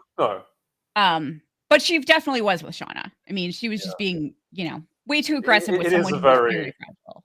It is a very extreme situation, and sometimes you do have to, really hit the nail on the head with getting people to do something. But Yeah, for sure. But yeah, I mean, it also reminded me of adult Shauna burning the journals. She always struggled to get rid of them. On that note, do you think she burned all of her journals? Or do you think she's kept a couple? I am really torn about that. Me too. I would like to think that she's smarter than that, but I don't think Shauna is somebody who can let go. No, I mean, that's almost her whole character in the present, is that she's, a slave to the past. Yeah. There's still the journal at Jackie's house. No, yeah, and even, that's a very good point. And also, in the first season, when Jackie finds the journal where Shauna talks about banging Jeff, which, by the way, I shudder to think how that act is written about in the journal. But you almost as if you have the reaction of oh, that's so stupid. Why would you not just get rid of the diary? And it's in a logical sense, that makes sense, but also it's literally the last connection she has with the person she used to be and the civilization she left behind. And in the present, the journal's the last collection of that time in her life that was horrific, but was also the only time in her life where she felt truly free. Yeah. So it 100% makes sense to me that she would hang on to them, even when that's, objectively speaking, a very stupid thing to do. Yeah, exactly. And we take a quick break to go to adult Shauna, who is at home with Callie when Kevin Tan shows up.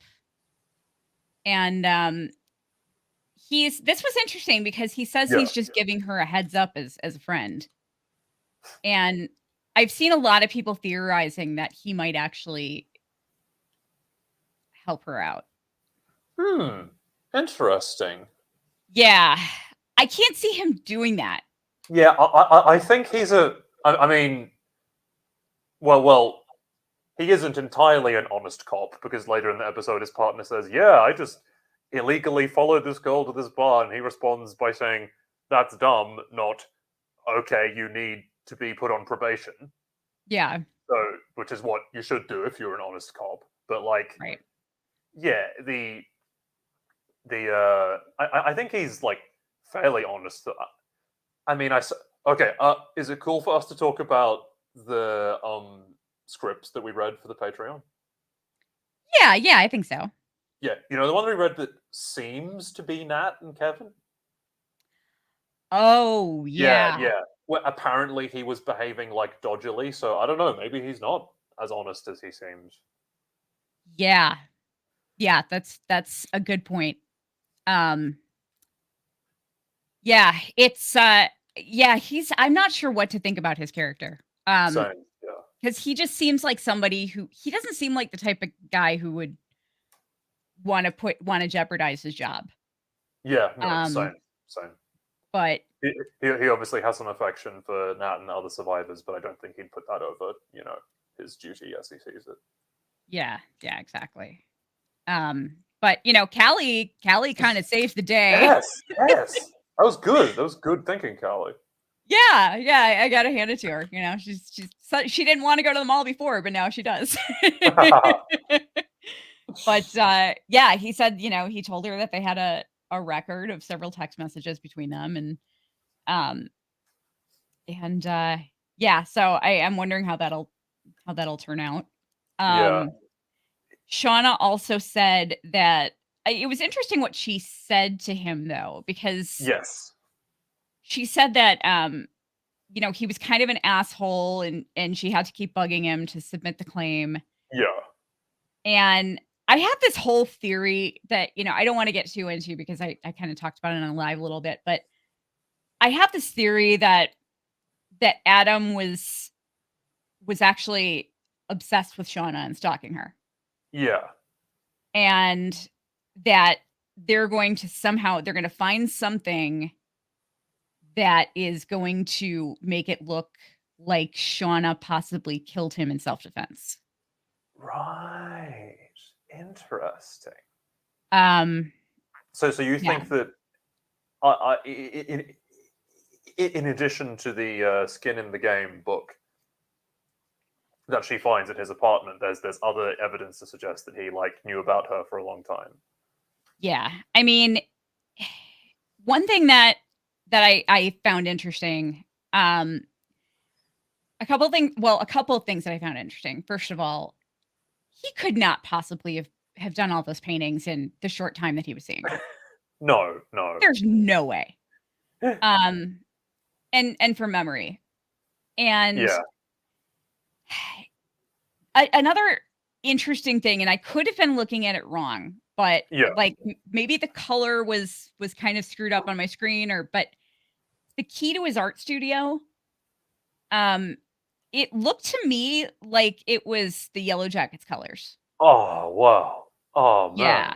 I didn't notice that, man. So you think he's been a Yellowjackets fanboy for a long time? I think so. That would be him getting killed by Shauna is sort of bittersweet then, because it's like, oh no, I'm being killed by. I get to be a part of her Wikipedia page. This is awesome, but I'm dying, so it's not so awesome. You know, swings and roundabouts. And you know, it's funny because I talked about this on the podcast, and I heard a lot of other people talk about how Shauna was such an asshole to him when they got into the accident. And he's like, yes, give me more of that. Yeah, but I mean, maybe he did cause the accident. Yeah, you know? Yeah.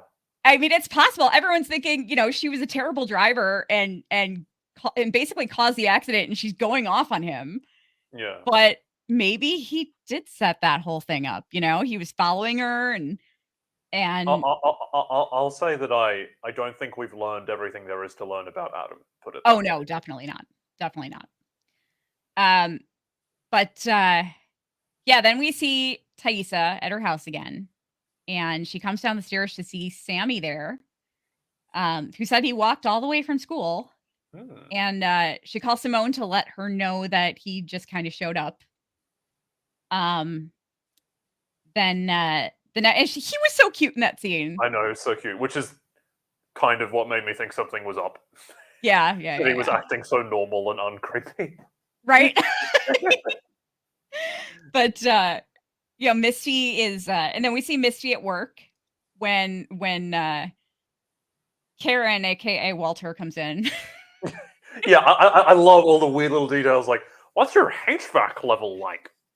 It's very close to a motorway. And the nurse lady just doesn't even remotely understand what he's talking about, and it's just like, yeah, okay, I'll ask management. I don't know. Right? And he said she requires a single occupancy corner room. God. But yeah, Misty sees him, and she seems to recognize him.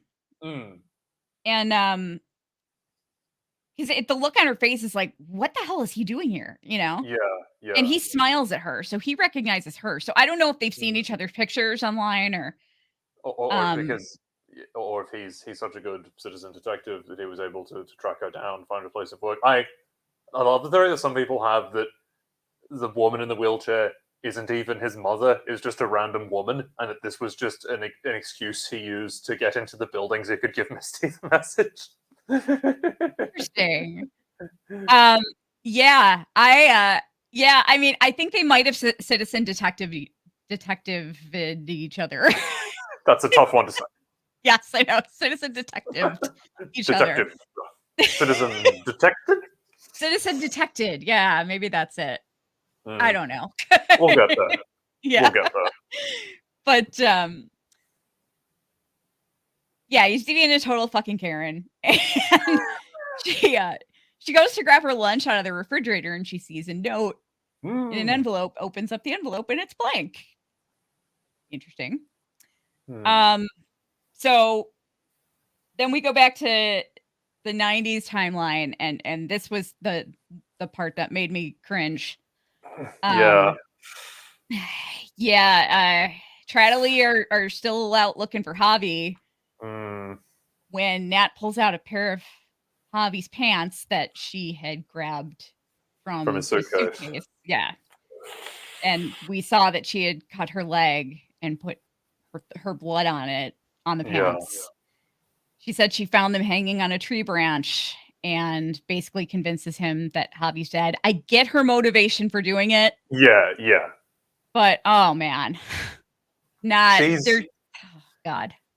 It's I mean, to me that's the essence of the show, is that the show exists so much in that, moral gray area. There are no purely good, upstanding people and no pure evil people, and there are acts like this that are done for the best of intentions that are probably going to have horrific consequences down the road. Yeah. Because I think she sees it as like it's just a matter of survival. Like he might literally kill himself looking for Javi, so like I have to do something drastic. But you have to remember, her lying to him about something stupid and unimportant is what broke them up the first time. So, imagine how badly he's going to and I think the lie will be exposed one way or another. Like, even if Javi is dead, they'll find him, like, frozen to death or something, and it'll be like, his pants are not damaged at all. So, like, it'll be obvious that it's a lie either way, and that is really going to turn him against Nat, and that's going to be horrible. I know. It's I read an interview where they said this season everybody's going to be hurting each other. Oh man, see that makes me both terrified and also kind of excited to see the rest of it. Right? Oh man, I don't know if I'm ready.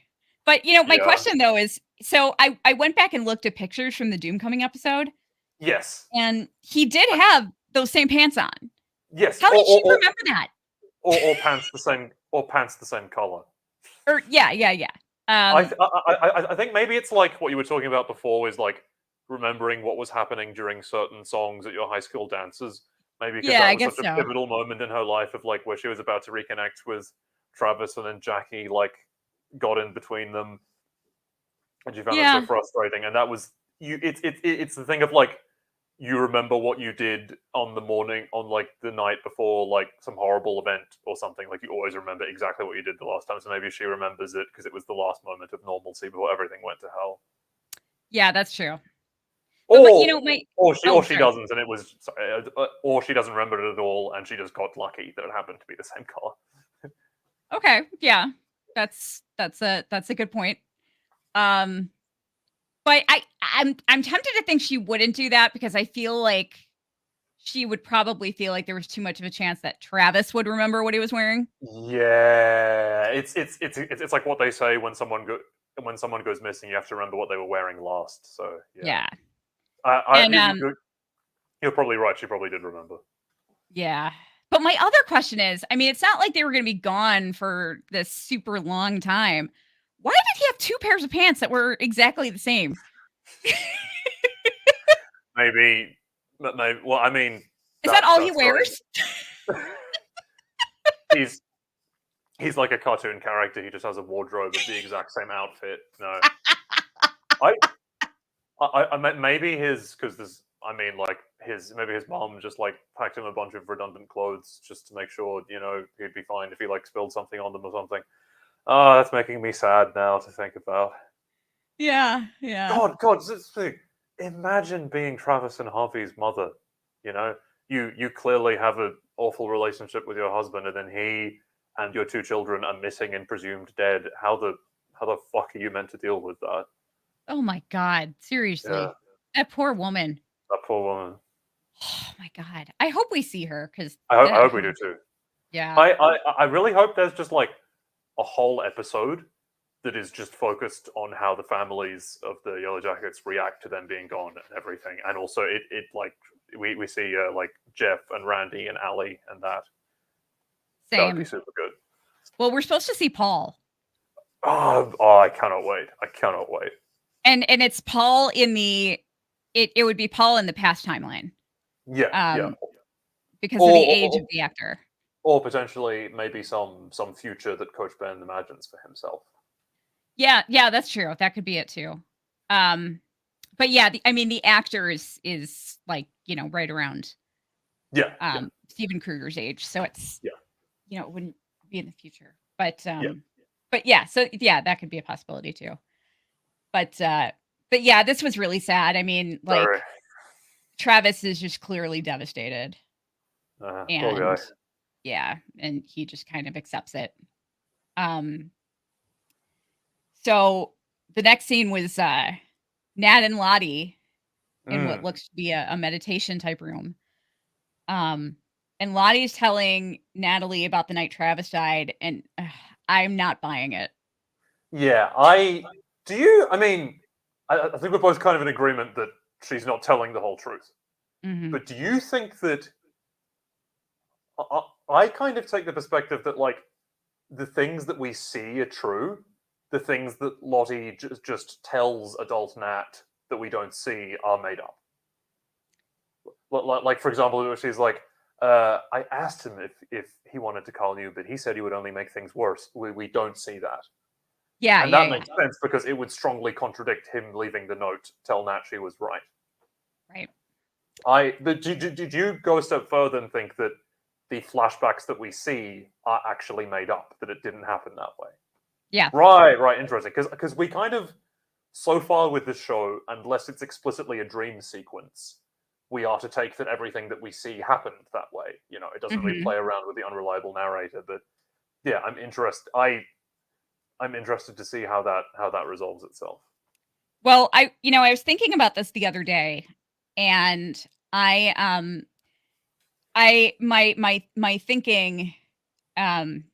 thinking about this was actually inspired by a great YouTuber who goes by the name of Fire. She did a video that was so completely fascinating and amazing. I recommend everybody check it out. I need to get she's actually going to host an episode with me this season. Interesting. Because I contacted her after I watched the video, and I'm like, this was amazing. It blew my mind. And I'm so sorry that I don't have the name of the video right now or the exact name of her channel. But I will. I'll kind of look for it as I'm talking. But it inspired. I can't remember exactly what part of her video inspired me to think this, but her YouTube channel is just Feyfire, Feyfire. Cool name. And it is, I think it was, the name of the video is Yellowjackets and the Ancient Origins of the Antler Queens, season 2. It was just absolutely interesting. God, it was so good. But anyway, like she brought up the fact that about Taissa spilling blood in the form of biscuit. And it got me thinking, okay, so Taissa spilled blood and won her election. Shauna spilled blood by killing Adam, and Jeff's store started doing great. Misty spilled blood by killing Jessica, and she's supposed to have a love interest this season. in the form of Walter. Because that's the thing. It gives everybody this. Well, see, that kind of does. I was going to say it gives everybody the thing that they want the most, which for Ty is power, and for Misty is a connection with another human being, and I guess for Shauna is a good marriage and a stable middle class existence. I guess so. Yeah, I don't know. Which makes sense. But Natalie has not spilled blood, but tried to spill her own blood. Yeah. But was stopped by Lottie. I think this is somehow all connected. I don't know. It's kind of a whacked out theory of mine, but basically, I think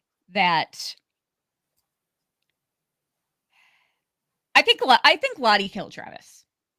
Interesting. So you don't believe the thing of him being like, oh, I have to get into a near death state to communicate with the spirits. I don't think any of that happened.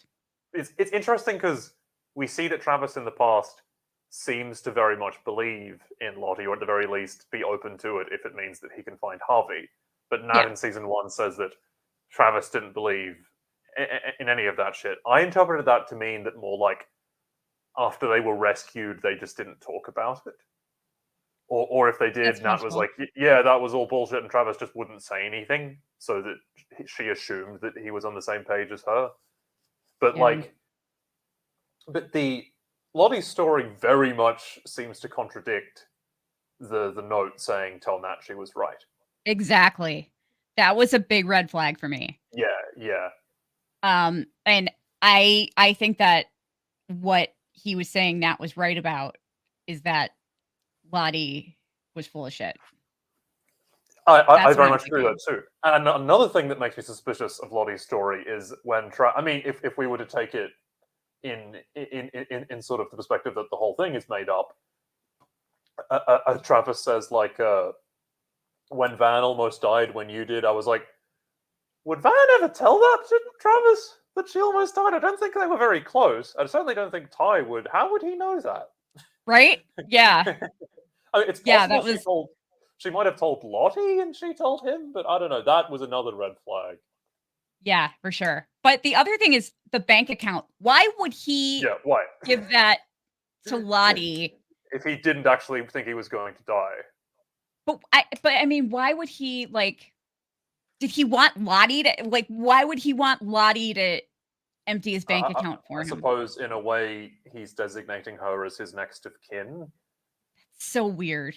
It is weird.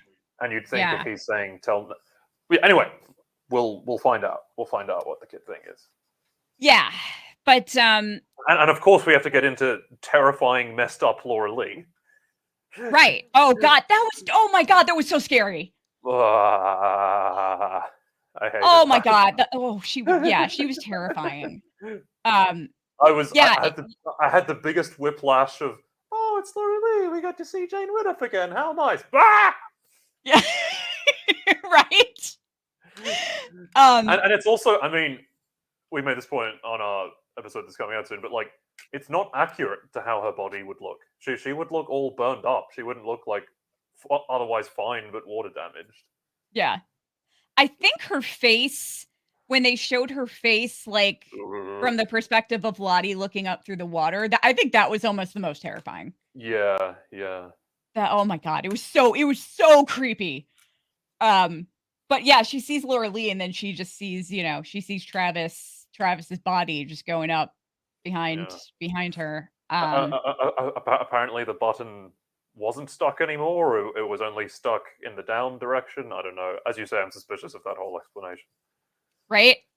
And and then she picked up all the candles. Yeah. And took them with her. It was all really strange. Mm-hmm. And I'm just not buying it. I don't know. Me neither. But so, and the other thing, Natalie tells her that every time she tries to save someone, a lot of bad shit happens. So, and I don't think that we've seen that yet. Yeah. So it'll be curious to see what she means by that. Very interesting. But so then we see Simone showing up at her house that she shared with Taissa. And Ty had bolted the door. And, she asks where Sammy is. She says he's probably up in his room playing with Steve. They go up there. There's no Sammy, and the window's open. Such a terrifying scenario. Right? And so they're freaking out. Where's our kid?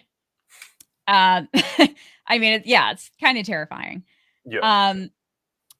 And that cuts back to the 90s timeline. Girls are pulling out Jackie's body and debating whether or not to take her clothes.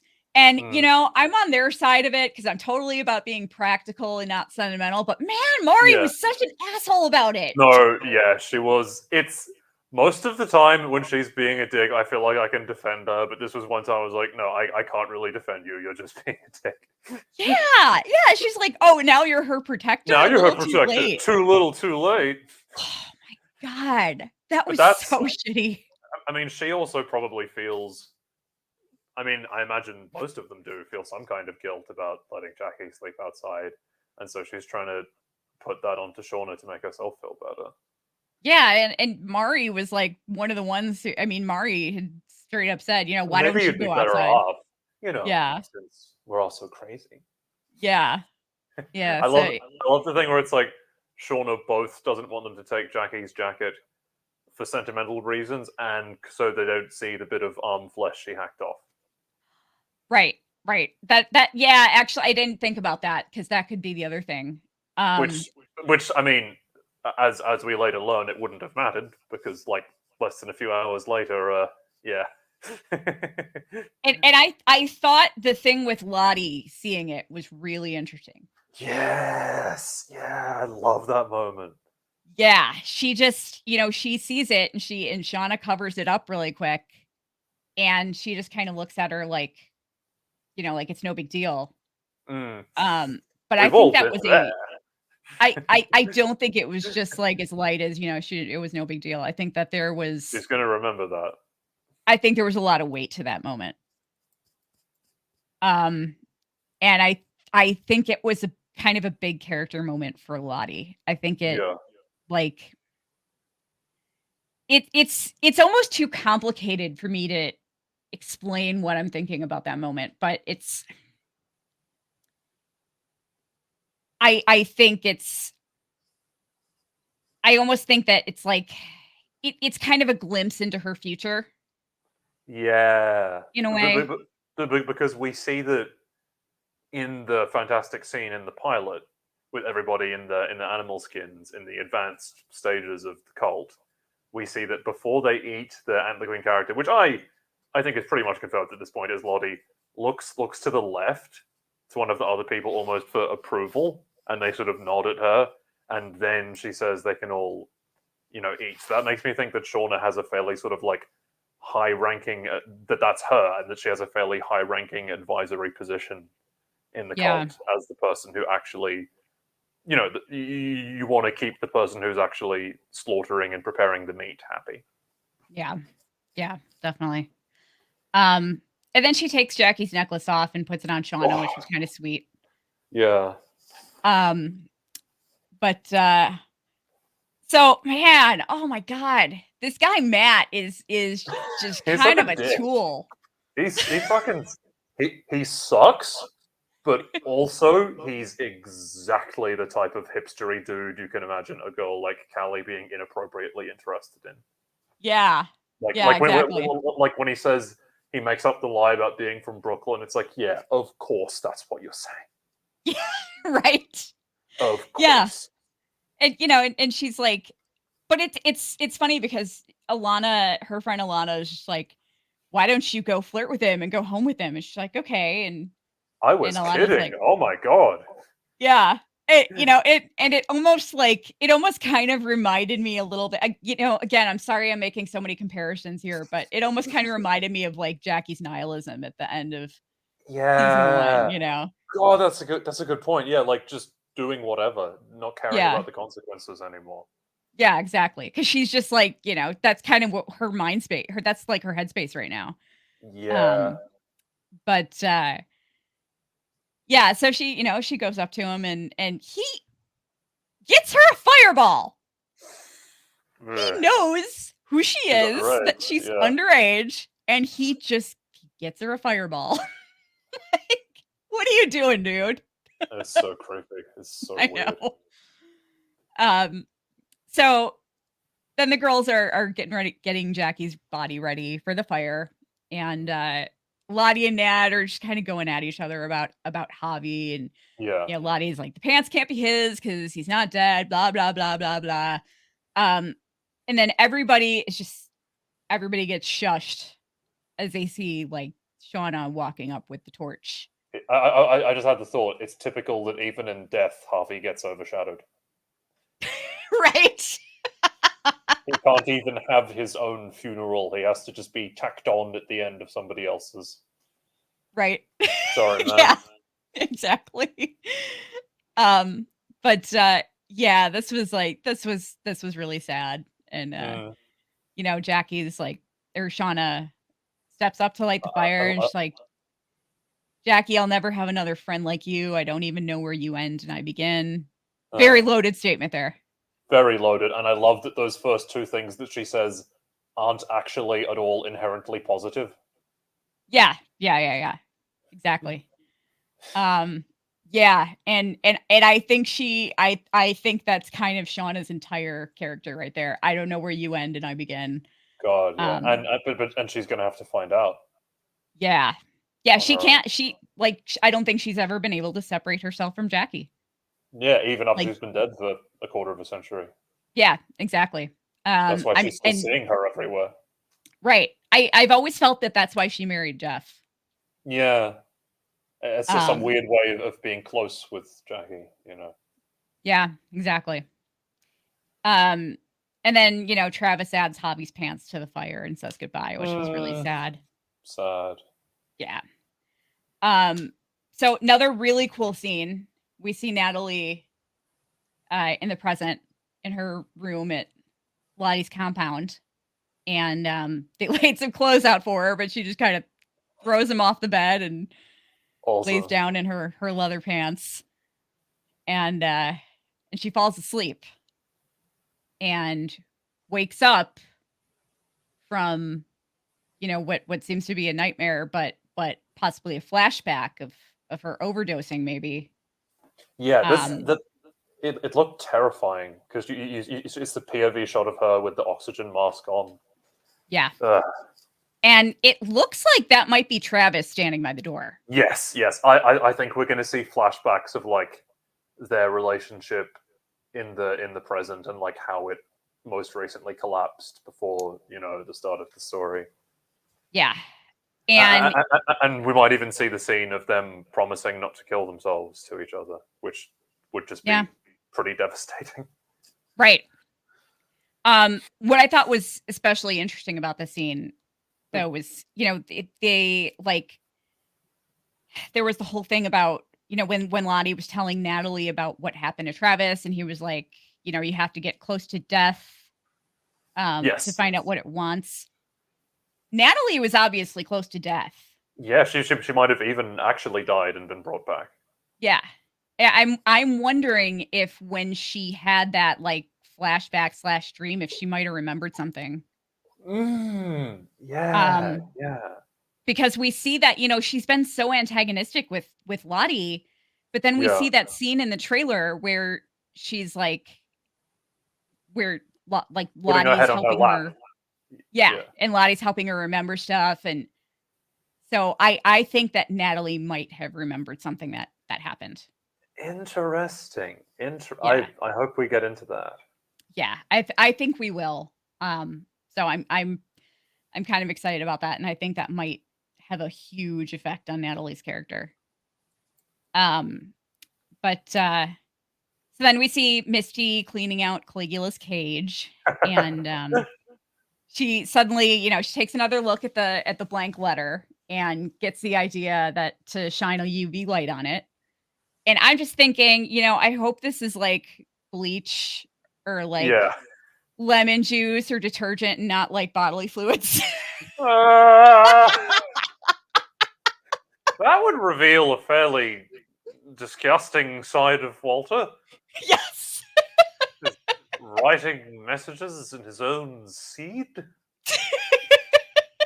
It's disgusting, you know. Yeah. Kind of ingenious. Like nobody's going to break that code. Right. That feels that's more of a Randy move. Yeah. Oh man, I could see that. Like just doing that because he thinks it's funny.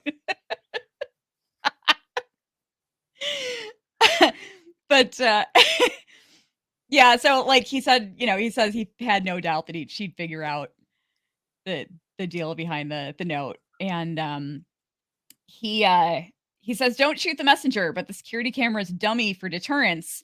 However, I did ID a man who's been living at the motel for 3 months. He thinks he's being interrogated by the FBI tomorrow at 1100 hours. I cannot wait to see this scene.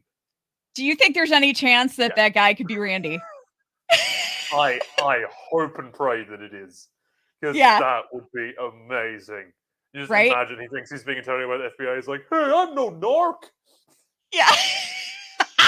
You guys can't do anything to make me talk. I know my rights. And then he just like crumbles in a second. Right? Oh my god, that would be so. I hope that is. Yeah. I mean, I think if that happens, episode 3 might become my favorite episode so far on that basis alone. yeah. And I love the first 2 episodes, so you know that's saying something. Yeah, I'm hoping. I love Randy so much. I know. I feel like do too. we've all met that guy, you know. Yeah. Just a sort of vulgar, essentially benevolent half-wit. Right? Yeah. But like You're that, yeah. sort of But you're sort of amused by him. It's like, what are you gonna do? and he's just stuck in his high school days. Yeah.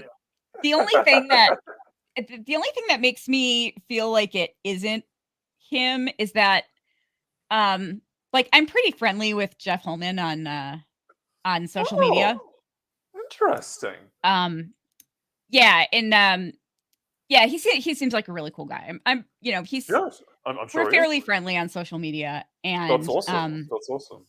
I think it's possible that he did some filming, but I don't think he was filming at all at this time. Right. Okay. Maybe it isn't then. Well, we will just have to write that scene in our fan fiction then. Yeah. But yeah, he's a really nice guy. He always likes pictures of my dog.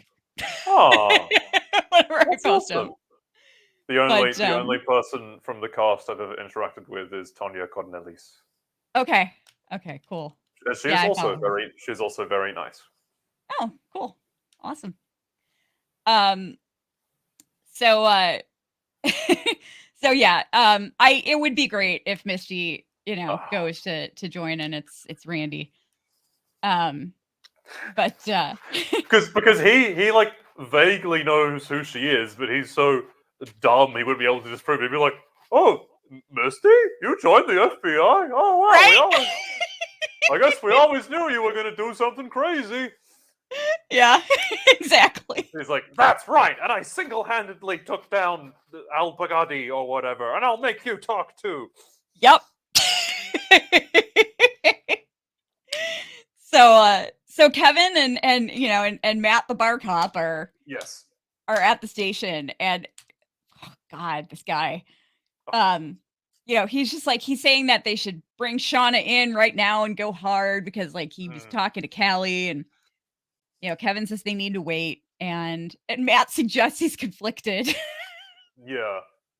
And Kevin's like, you've been on the job, what, a year?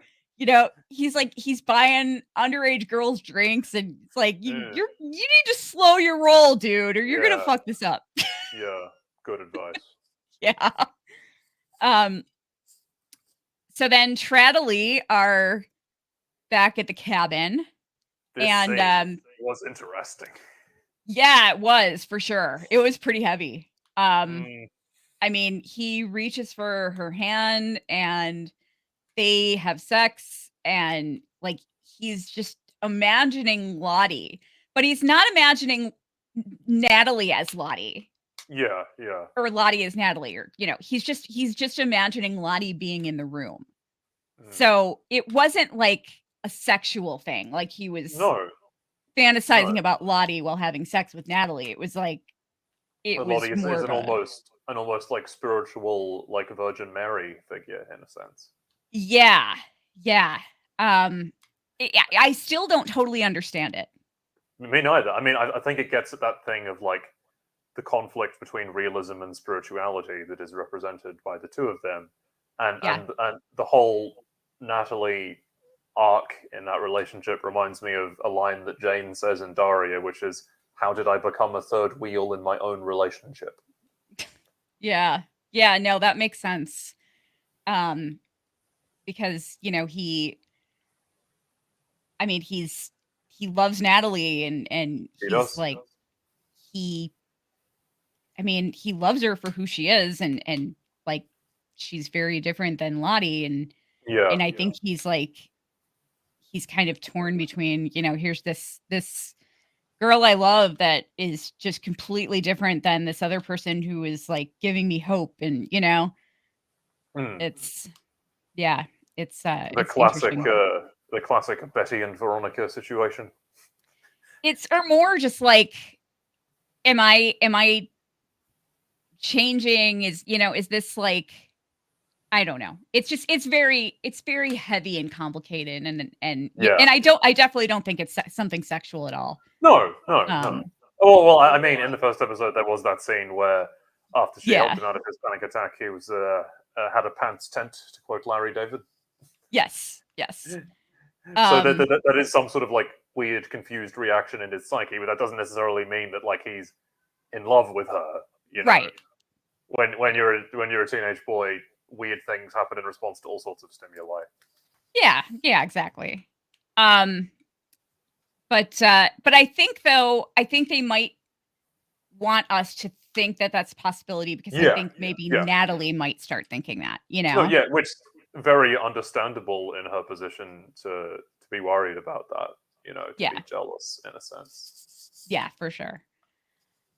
This is sort of horrible. It's just a theory I heard someone have, is that at some point they're just going to use Travis as like a glorified broodmare, and that all of the girls are going to have sex with him, and that is why Natalie is mad at everybody except Ty. Oh my god! Oh my gosh! Yeah. They're just going to pass him around. Yeah. Well, see, I always had this. I've had this theory for a while that something eventually happens with Shauna and Travis. Yeah. I thought that Nat was just mad at Shauna Present because she almost killed Travis, and it's like, nah, I think there's more to it than that. I think so too. He's just like, it's like, dude, how many of these girls do you have weird quasi-romantic, like emotionally fraught relationships with? Yeah. Yeah. There's. I mean, I'm kind of hoping they all just like start having big orgies constantly. That's something that Juliette Lewis said in an interview. She was like, "Yeah, I think they're just sort of all fucking each other 24/7." Yeah. Hey, we're all entitled to our head canons, as the kids say. Yeah, I mean, it would be like a typical theater party from my college days. I never went to any of those. I shall take your word for it. Yeah. That's basically that's kind of like what theater parties are like. That's awesome. So then we see something really interesting happens. We see like they show the Jackie on the little funeral pyre. Yeah. And it's still burning. And then we see the snow. We see branches covered in snow, and it just drops and essentially creates a smoker. It's so awesome. The POV shot of the wind is a deliberate callback to episode 5, where we see the same thing going through the forest, the camera POV, and then it goes towards the window, and then Lottie starts screaming. Yeah, good point. Yeah. So we're supposed to think, like, is that just the wind, or is that the evil spirit possessing them? And it's the same thing here. I did not think about that. It's very interesting. So then we get another another quick break to Simone and Ty. Another terrifying scene. Yeah, exactly. And they're driving, and Simone gets a call from one of the women at school saying that Sammy has been in her office for 2 hours. So Ty just imagined him. Yeah. Right. That's so messed up. Yeah, she completely imagined the Sammy thing. And then what a she horrible thing to deal with. I know. And then she looks at Simone with that terrifying look on her face, not watching the road at all, just staring at Simone, and is speeding up, and then they just crash. And yeah, that was scary. I think this is the thing that really makes Taissa think, okay, I've just got to get away from anybody that I'm afraid of hurting. I have to go back to the one person I know can keep me safe, you know? Yeah. Yeah. God, that's so scary, man. And then the final scene. Holy shit. Maybe the greatest scene in the entire show. Definitely up there. Oh, I think so. Absolutely. I mean, everybody's been waiting for it. Everyone's been waiting for the cannibalism. And it did not disappoint. It was so hyped that, it's kind of like, I kept thinking it's probably going to be kind of anticlimactic. Yeah. Oh, it was not. No, absolutely not at all. Everybody wakes up because they smell something outside and find a perfectly cooked Jackie. And terrifying. Yes. Shauna wastes almost no time before saying she wants us to. They just kind of go into a complete trance and just start devouring her while imagining themselves at like a bacchanal type feast. I love the it's both like visually beautiful, just as a device, and also to show the psychological distancing that they have to do. Yes. And I think that's to make it even more terrifying when we just get like pure unadulterated cannibalism where they no longer need to imagine that they're in this beautiful Greco-Roman feast situation, and they can just be right there in the reality of it and feel no shame. Yeah. And I love how, like, when they're imagining themselves in that setting, when it starts, they're still looking at each other like really unsure. They all look kind of nervous. And then as they start digging into Jackie, you see them kind of like start feasting on the food. And Radiohead's Climbing Up the Walls played, which was just such a perfect song. Yeah, such a perfect song for this scene. Steven Kruger sold the hell out of this. He's just going like, oh my god. He looks like he shit his pants. Yeah. I mean, where's the piss bucket when I need it? Right. Yeah, exactly. He just got the fuck out of there. I love the deal of like just closes the door, music ends, hit credits. Yeah. Fantastic. What so fucking terrifying. So and dark. They were all just kind of in a trance, and it looks like they may not know the next day what happened. No, yeah, or be like trying to block it out. You know, not wanting to psychologically deal with the consequences. I am so interested to see the fallout from this and how they react to it. I know. So I'm gonna bring up we got the slip of paper, the teaser in the mail for this week's episode, Digestif. The synopsis is: the girls experience an unusual hangover. Shauna learns the thrill of peer-to-peer car rentals. Natalie audits Lottie's class in emotional apiology. Ty reflects: Misty hits the high seas, and you've never attended a baby shower like the one the Yellowjackets throw here. I love the episode summaries so much. So do I. I love the line Ty reflects when the bad one is in her reflection. That's so good. I know. They're brilliant. They really are. Whoever writes those summaries is a genius. I know. I completely agree. So this is the little teaser that we got in the mail.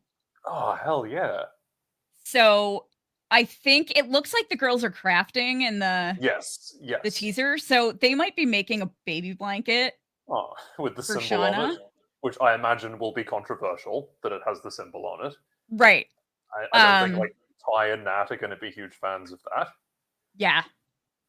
And then we see a bird, and it looks like there's going to be a bunch of dead birds all over the place. Yes, almost as if it's a thing of like, oh, we sacrificed, we ate someone, so the wilderness is pleased, so it gave us a bunch of dead birds. Yeah. Or maybe not. Maybe it's displeased. You can interpret it either way.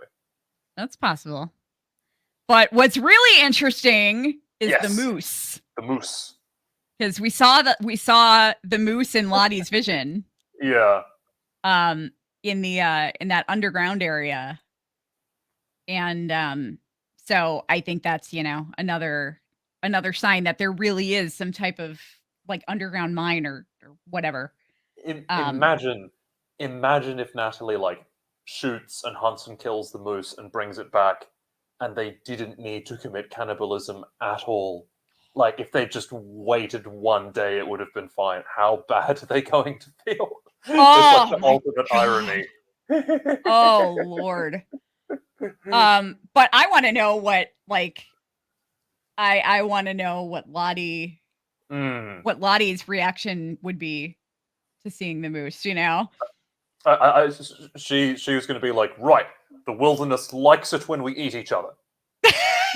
we got to do a lot more of that. Just keep it going. Yeah, but I think Lottie is going to either see the moose or find out about the moose, and she's immediately gonna like get aggressive in finding Javi. Yeah. So we did a couple of there's a couple of segments that I always like to do. One is a hypothetical question. Yes. That I like to do every episode. And I asked Justin to come up with one, and he did, which was great. So I will ask you my hypothetical question first.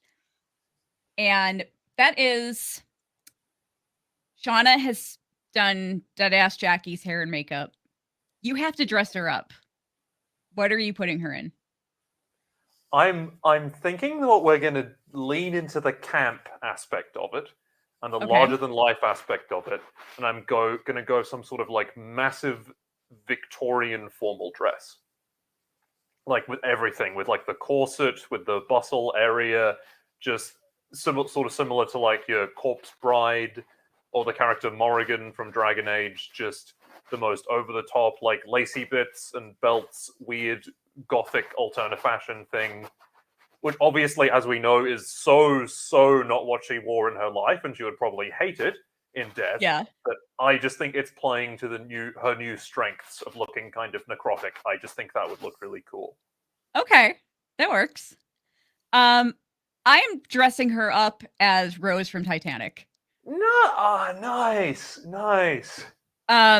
Because first, that was one of the characters that she wanted to be. Yeah, in the journal. But also, I put up this meme a while back in our social media with the side by side of Shauna and Jackie, with Shauna and Frozen Jackie, and then Rose and Frozen Jack, and they're both saying wake up. Wait, that movie came out like late 97, right? Yeah. It was probably still in theaters when they got back.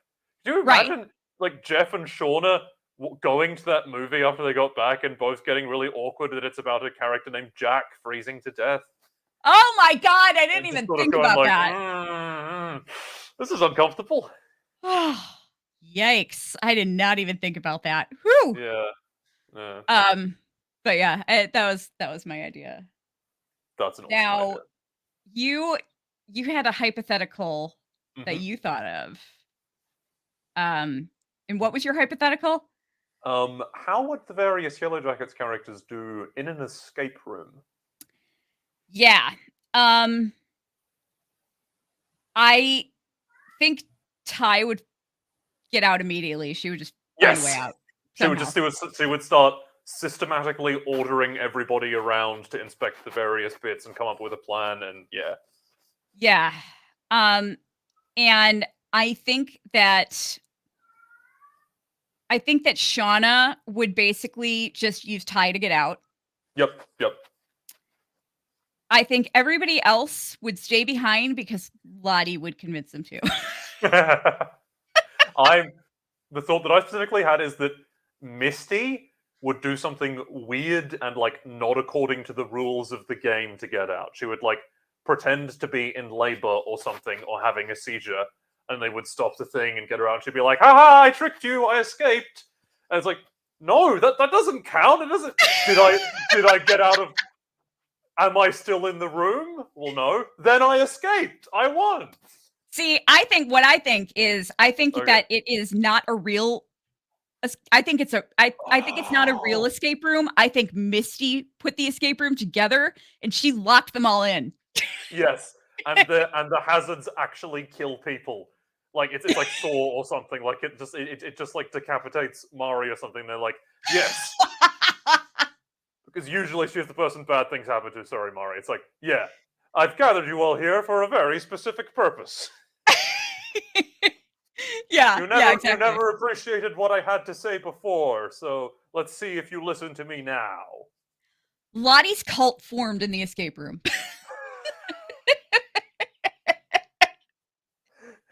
We were all there, and I feel like there's some like weird Tyler Durden-esque pop psychology thing you could do of being like, yeah, our society loves escape rooms because we just want to escape from ourselves or something. I don't know.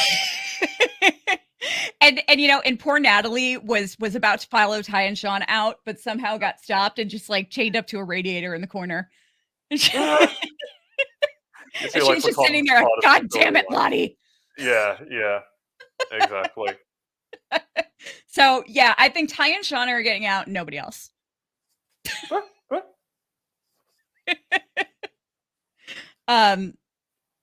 Yeah, and Travis is just gonna hang back and hang out with Natalie. Have you noticed that, like, in the show, in literally any tense scene or conversation between Natalie or somebody else, or just in general, he just stands around like a stunned mullet? Yeah. Like, oh, I don't know what to do. Oh. We've all been there, man. We've all been there. Yeah, pretty much. So the other things I wanted to ask you, what was your favorite song of this episode? Well, it'd be very easy to give it to the Climbing Up the Walls. Yeah. Which is just such a fantastic song that fits that moment. But I want to be different from everybody else and give it to Massive Attack. Inertia Creeps in the time montage. It's just so perfectly, just the lyrics and the sound of the music so perfectly like externalizes what she's thinking and feeling in that moment. The stress-inducing espresso montage just fits together so well. Absolutely fantastic. Yeah. I do think that Climbing Up the Walls was used better. Yeah. But yeah, I give it to Inertia Creeps because it's such a great song. I mean, they're both good songs, but God, I love that song so much. Love that song. Now the other thing that I'm doing, last year I did the MVP for every episode, but this year I'm also doing an LVP, but I've given them some funny names. The MVP is now the Sassy Magazine Award, because when I was a girl in the 90s, I was obsessed with Sassy Magazine. Just like, you know what? The Sassy magazines that were in Jackie's room, I don't believe for 1 second Jackie was reading Sassy Magazine. Right. So they were more targeted at a more alternative type of girl than Jackie. Yeah. I think Shauna left them there. Right. Yeah, I totally think they were Shauna's Sassy magazines. Because in that scene in the car, Jackie turns off Liz Phair. Yeah. Whereas you think if she was an actual Sassy Magazine reader, she would appreciate Liz Phair more. Yeah, I think so. And I mean, Sassy Magazine is probably the coolest thing from the 90s that I can think of. So that's why I made the MVP award as the Sassy Magazine Award. Hell yeah. I also considered it making it the My So-Called Life Award, but well, that's just kind of wordy. We could call this episode My So-Called Death. Yeah, exactly. But so who would you give the Sassy Magazine Award to for this episode? Or character or moment or whatever? Well, I thought about that, and there's a couple of perspectives you could do it from. I think that, like, you know, I was kind of tempted to give it to Van, because she just sort of single-handedly saves Ty and is trying to sort of keep everyone together, is just being an awesome girlfriend and doing a great job. But I don't think she's, like, central enough to the episode for me to justify giving it to her. So I'm gonna do a bit of a swerve and give it to Jackie. Okay.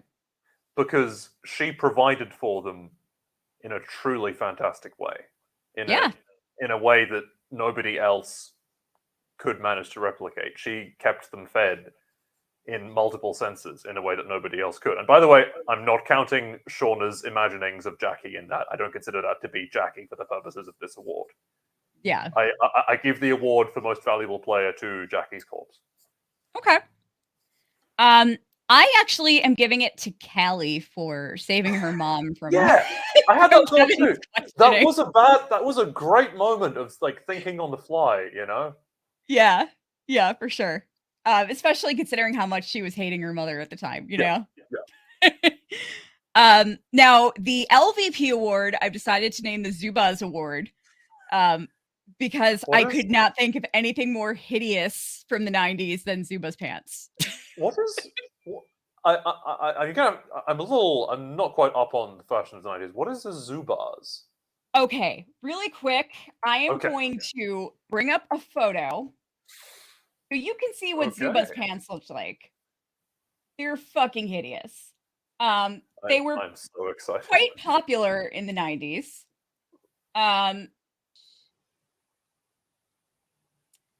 So there are some Zubaz pants. Jesus Christ. That looks like something that, like, The Sims would wear. Are you playing on an elaborate prank on me? That cannot have been real. I swear to God, I'm not. And people wore those and participated in polite society. Oh yeah. They were fucking hideous. I mean, those aren't even some of the worst ones I've seen. Wow. Yeah, they were bad. I think there's a reason nobody talks about these anymore. Right? Oh, here's another great picture. Cool. Let me this one's even better. Let me bring this up. This one I think really kind of encompasses the style. Oh my God. Yeah. Real attractive. It looks like you're wearing a test pattern. Right? Yeah, they were just completely hideous. Yeah, that's a good name for that award. Yeah. So I've given the LVP. I've named the LVP award the Zubaz Award. So who gets your Zubaz Award? This is not a complicated process. You got to give it to Matt Sarcusa. That guy just sucks. I did the same thing. I also gave it to Matt. Like, I flirted with giving it to Mari for her, you know, trying to take the jacket and being like, oh, now you protector, you're too little, too late. But, like, the universe already has it out for Mari. I don't want to pile on her, you know. Yeah. Even if she does kind of suck sometimes, I still kind of like Mari. And you know what? I can even actually kind of imagine Matt in a pair of Zubaz. I really can actually. That actor, like, I can see it. Yeah. I can he's a very good see actor. it. Have you seen the show Search Party with Elia Shawkat? No, I haven't. It's good. The first episode is terrible, but everything else is good. If you can get past that. It's basically the plot of it is, like, semi-spoiler alert. these people think there's this massive conspiracy going on, but there actually isn't. But in the process of trying to unravel it, they just get themselves in a whole bunch of trouble. Oh, okay. Interesting. And he plays the main character's love interest. It's very good. Gotcha. Yeah. Yeah, I mean, he's very good at playing a total douchebag. Yes. Now the other thing that we did was superlatives. Yes. Which I did all throughout last season, and I did one. I already forgot what my superlative was last. Oh, my superlative last week was dead ass Jackie for sassiest ghost. So this week, this was mine that I came up with. Charlotte Matthews. And the doodles don't mean anything. I just basically, I just basically wrote anything on there. Because most people, like, when you see writing on yearbook photos, usually it's not very doesn't really, it's like, asshole, really, I hate you, whatever. But I also tried to include some... But most likely to assume her ultimate form if she doesn't get her McNuggets. And her quote is, "I asked for ashwagandha." With these things, I always think of the character of Anne in Arrested Development, where her quote is, "Were we supposed to have a quote?" Nice. It's the funniest thing. Nice. It is insane. I know that it's probably, like, that's the point of the joke, but it's insane that show portrayed her as unattractive. She was so cute. Yeah. Yeah. She's adorable. Anyway, proceed. So yeah, I of course I have to include the 90s laser background in all of these. But so for anybody that doesn't get the reference to most likely to assume her ultimate form if she doesn't get her McNuggets, just Google "don't make me assume my ultimate form" and chicken McNuggets, and you'll see what I'm talking about. You won't regret it. Yeah, exactly. Not at all. And then this was yours, Justin.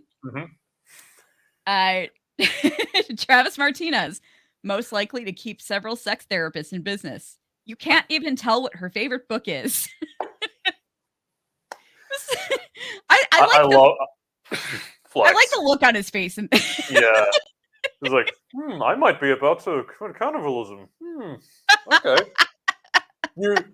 You'd have to just... I mean, maybe in the first season, you would be like, I can't see this guy ever going to therapy. But in the second one, he seems to become a bit more open-minded. You could perhaps see him doing that.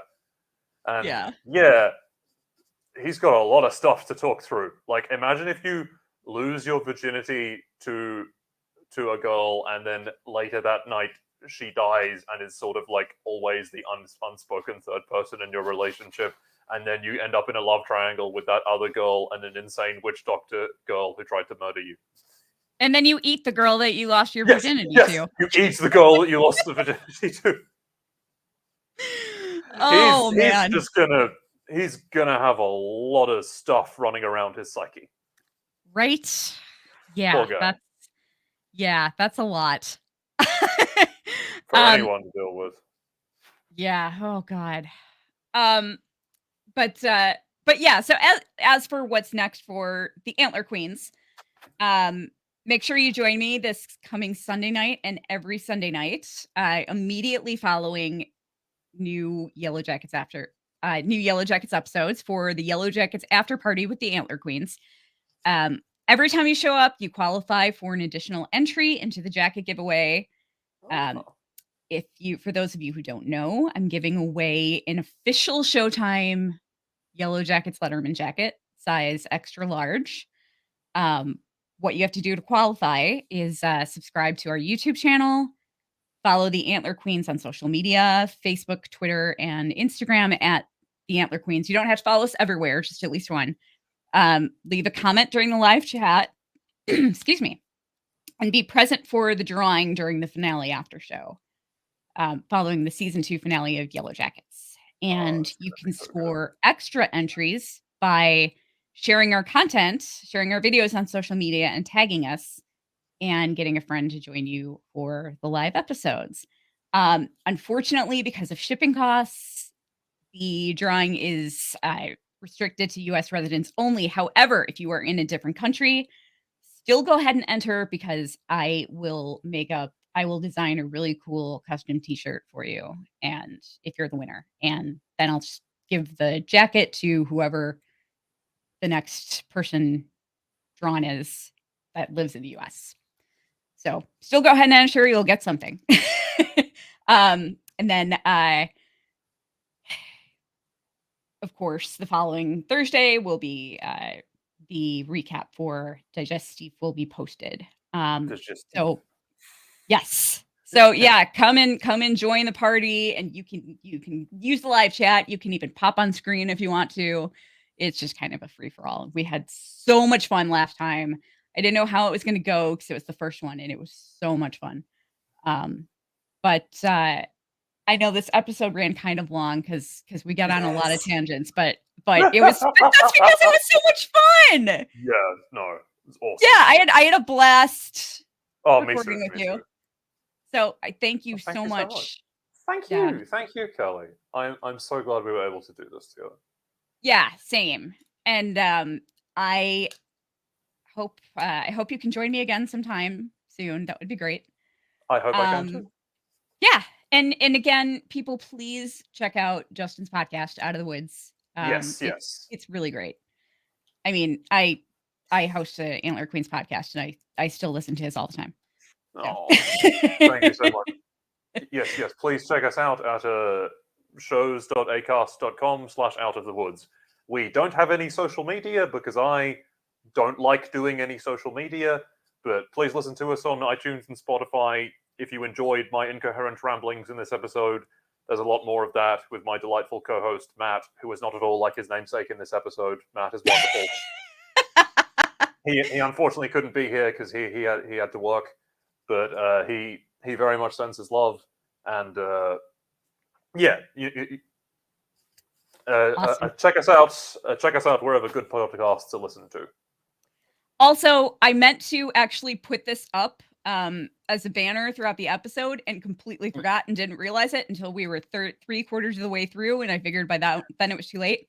But we're actually recording this on my birthday, and a lot of people will do fundraisers for their birthdays to donate money to different organizations. I feel the need to be a little selfish this year because I am in serious need of a surgery that I cannot afford.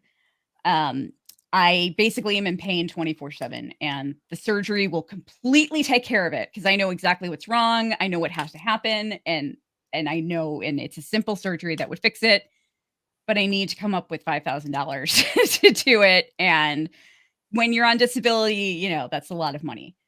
So, if you are able to, please consider donating to my medical fund. You can find my CashApp at SpangledCyborg, PayPal at Kelly Ann Geist. That's Kelly Ann Guist, and Venmo is also SpangledCyborg. I will also put this in the show notes on YouTube, and of course, check out Justin's Yellowjackets podcast. Thank you so much. Thank you so much, everybody. And Justin, stick around for just a moment. And everybody else, we'll see you next time. Peace, love, and Yellowjackets, everyone. Bye, guys.